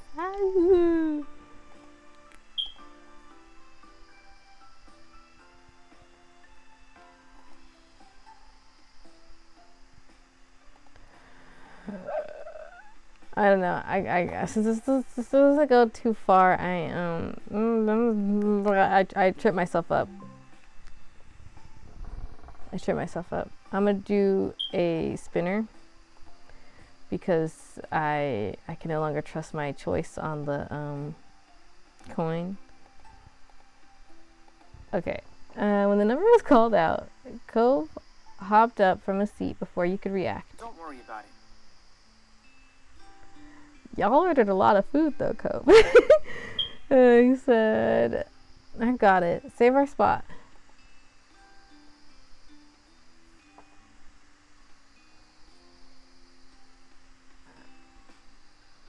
Alright, see you. I'm helping get that. You nodded your agreement. You shook your head no. I think I'm helping. Alright, I guess we probably don't have to worry about someone taking our seats. He threw a glance across the empty restaurant with a smirk. You snickered as you both walked over to the counter together. There were 2 trays sitting on the counter. Cove grabbed the one that was mostly his dessert items, leaving space for you to reach the other. Cove picked up the drinks and passed them to you. Then he grabbed the tray with food. This way we don't accidentally spill. Right. You agreed to Cove's plan and worked together to bring the food back. Once you had everything situated and placed on the table, the 2 of you returned to your seats. Hey, he got a milkshake. Cove didn't hesitate before digging in. He took a large bite of his cookie and immediately sipped on his milkshake. I can read. He took a spoon and sampled his sundae with an approving hum. He made an attempt to follow it up with a bite of his apple pie as well, but battled with a distressed look on his face. You tilted your head in a silent question. Hot. He switched back to the milkshake before... I can read. He switched back to the milkshake, taking a dedicated slurp. Cove sighed at the cool relief it brought. You also started to taste yours. It really wasn't bad. In only a minute, Cove's cookie was gone. You wouldn't be surprised if the milkshake wasn't far behind.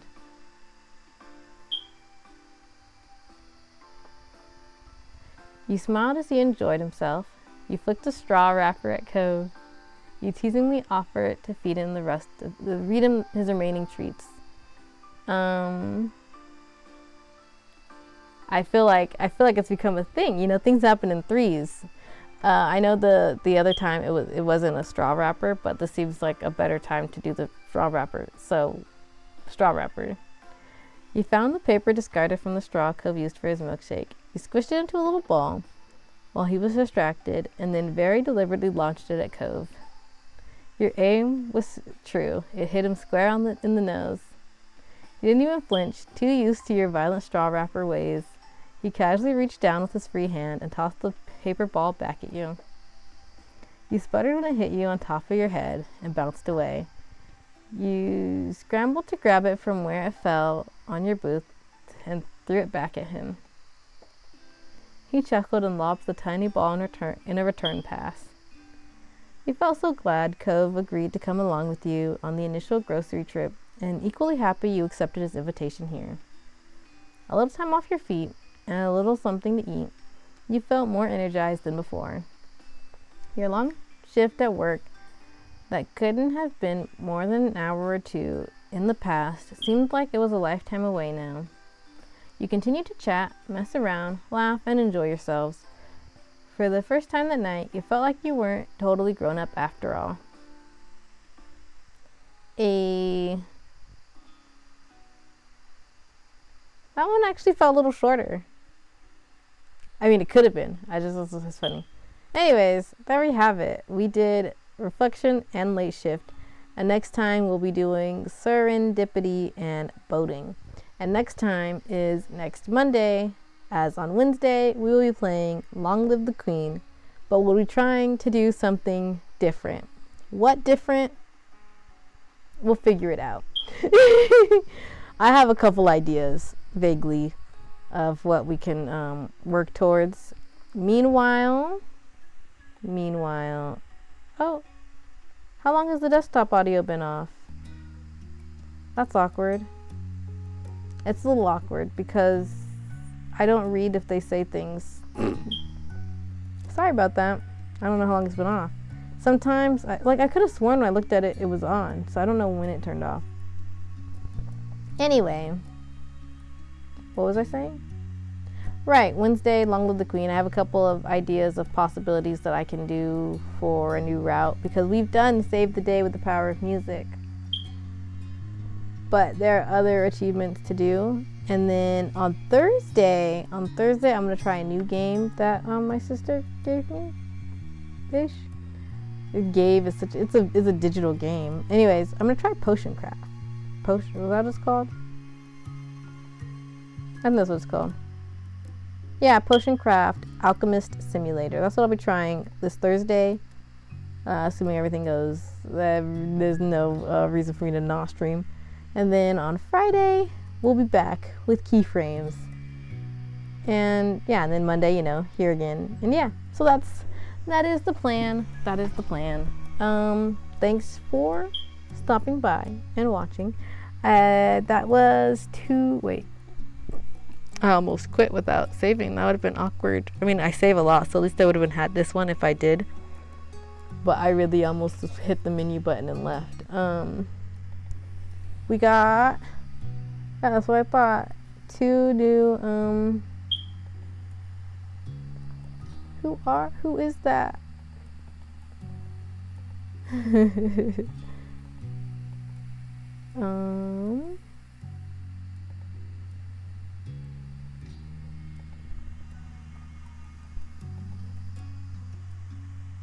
Oh.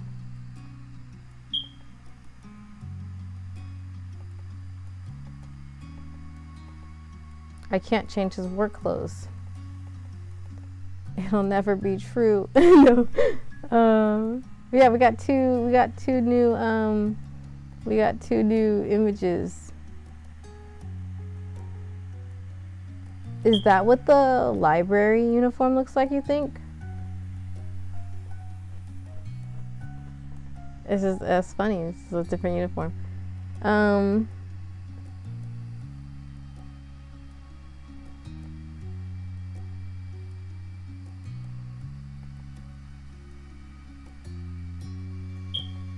Why is he drinking the milkshake?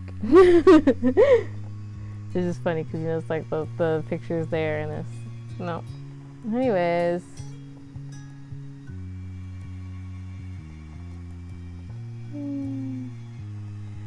Anyways, yeah, this has been fun.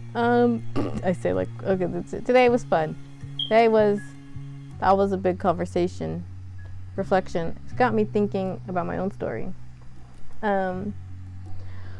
Yeah, so we'll be back with 2 more moments next week, and then after that we'll have 1 moment and the end of summer, and then after that we'll do the in-between / step 4. So just in theory 3 more weeks of Ty's route on beginnings and always. 3 more weeks. And after that, if the new demo is out, we will the new demo is updated for now and forever. That's what we'll do on the 10th of November, which I will probably continue playing from Kia. So if you missed the rest of Kia's playthrough, it is on my YouTube channel, so that you can just go check that out and and be up to date with that, because I'll probably just pick up there. In other oh, if it's not updated yet, I might just start a new route anyway. Because I like these games and I want to keep playing these games. I do have other games I can play, like maybe I'll just do in theory 1 sitting game, like our Cinderella, or maybe I'll start a longer term game like Romace, but I probably won't, because I'll need to leave room for Now and Forever. Anyway, that's that. And see you for Long Live the Queen on Wednesday. Thanks and bye.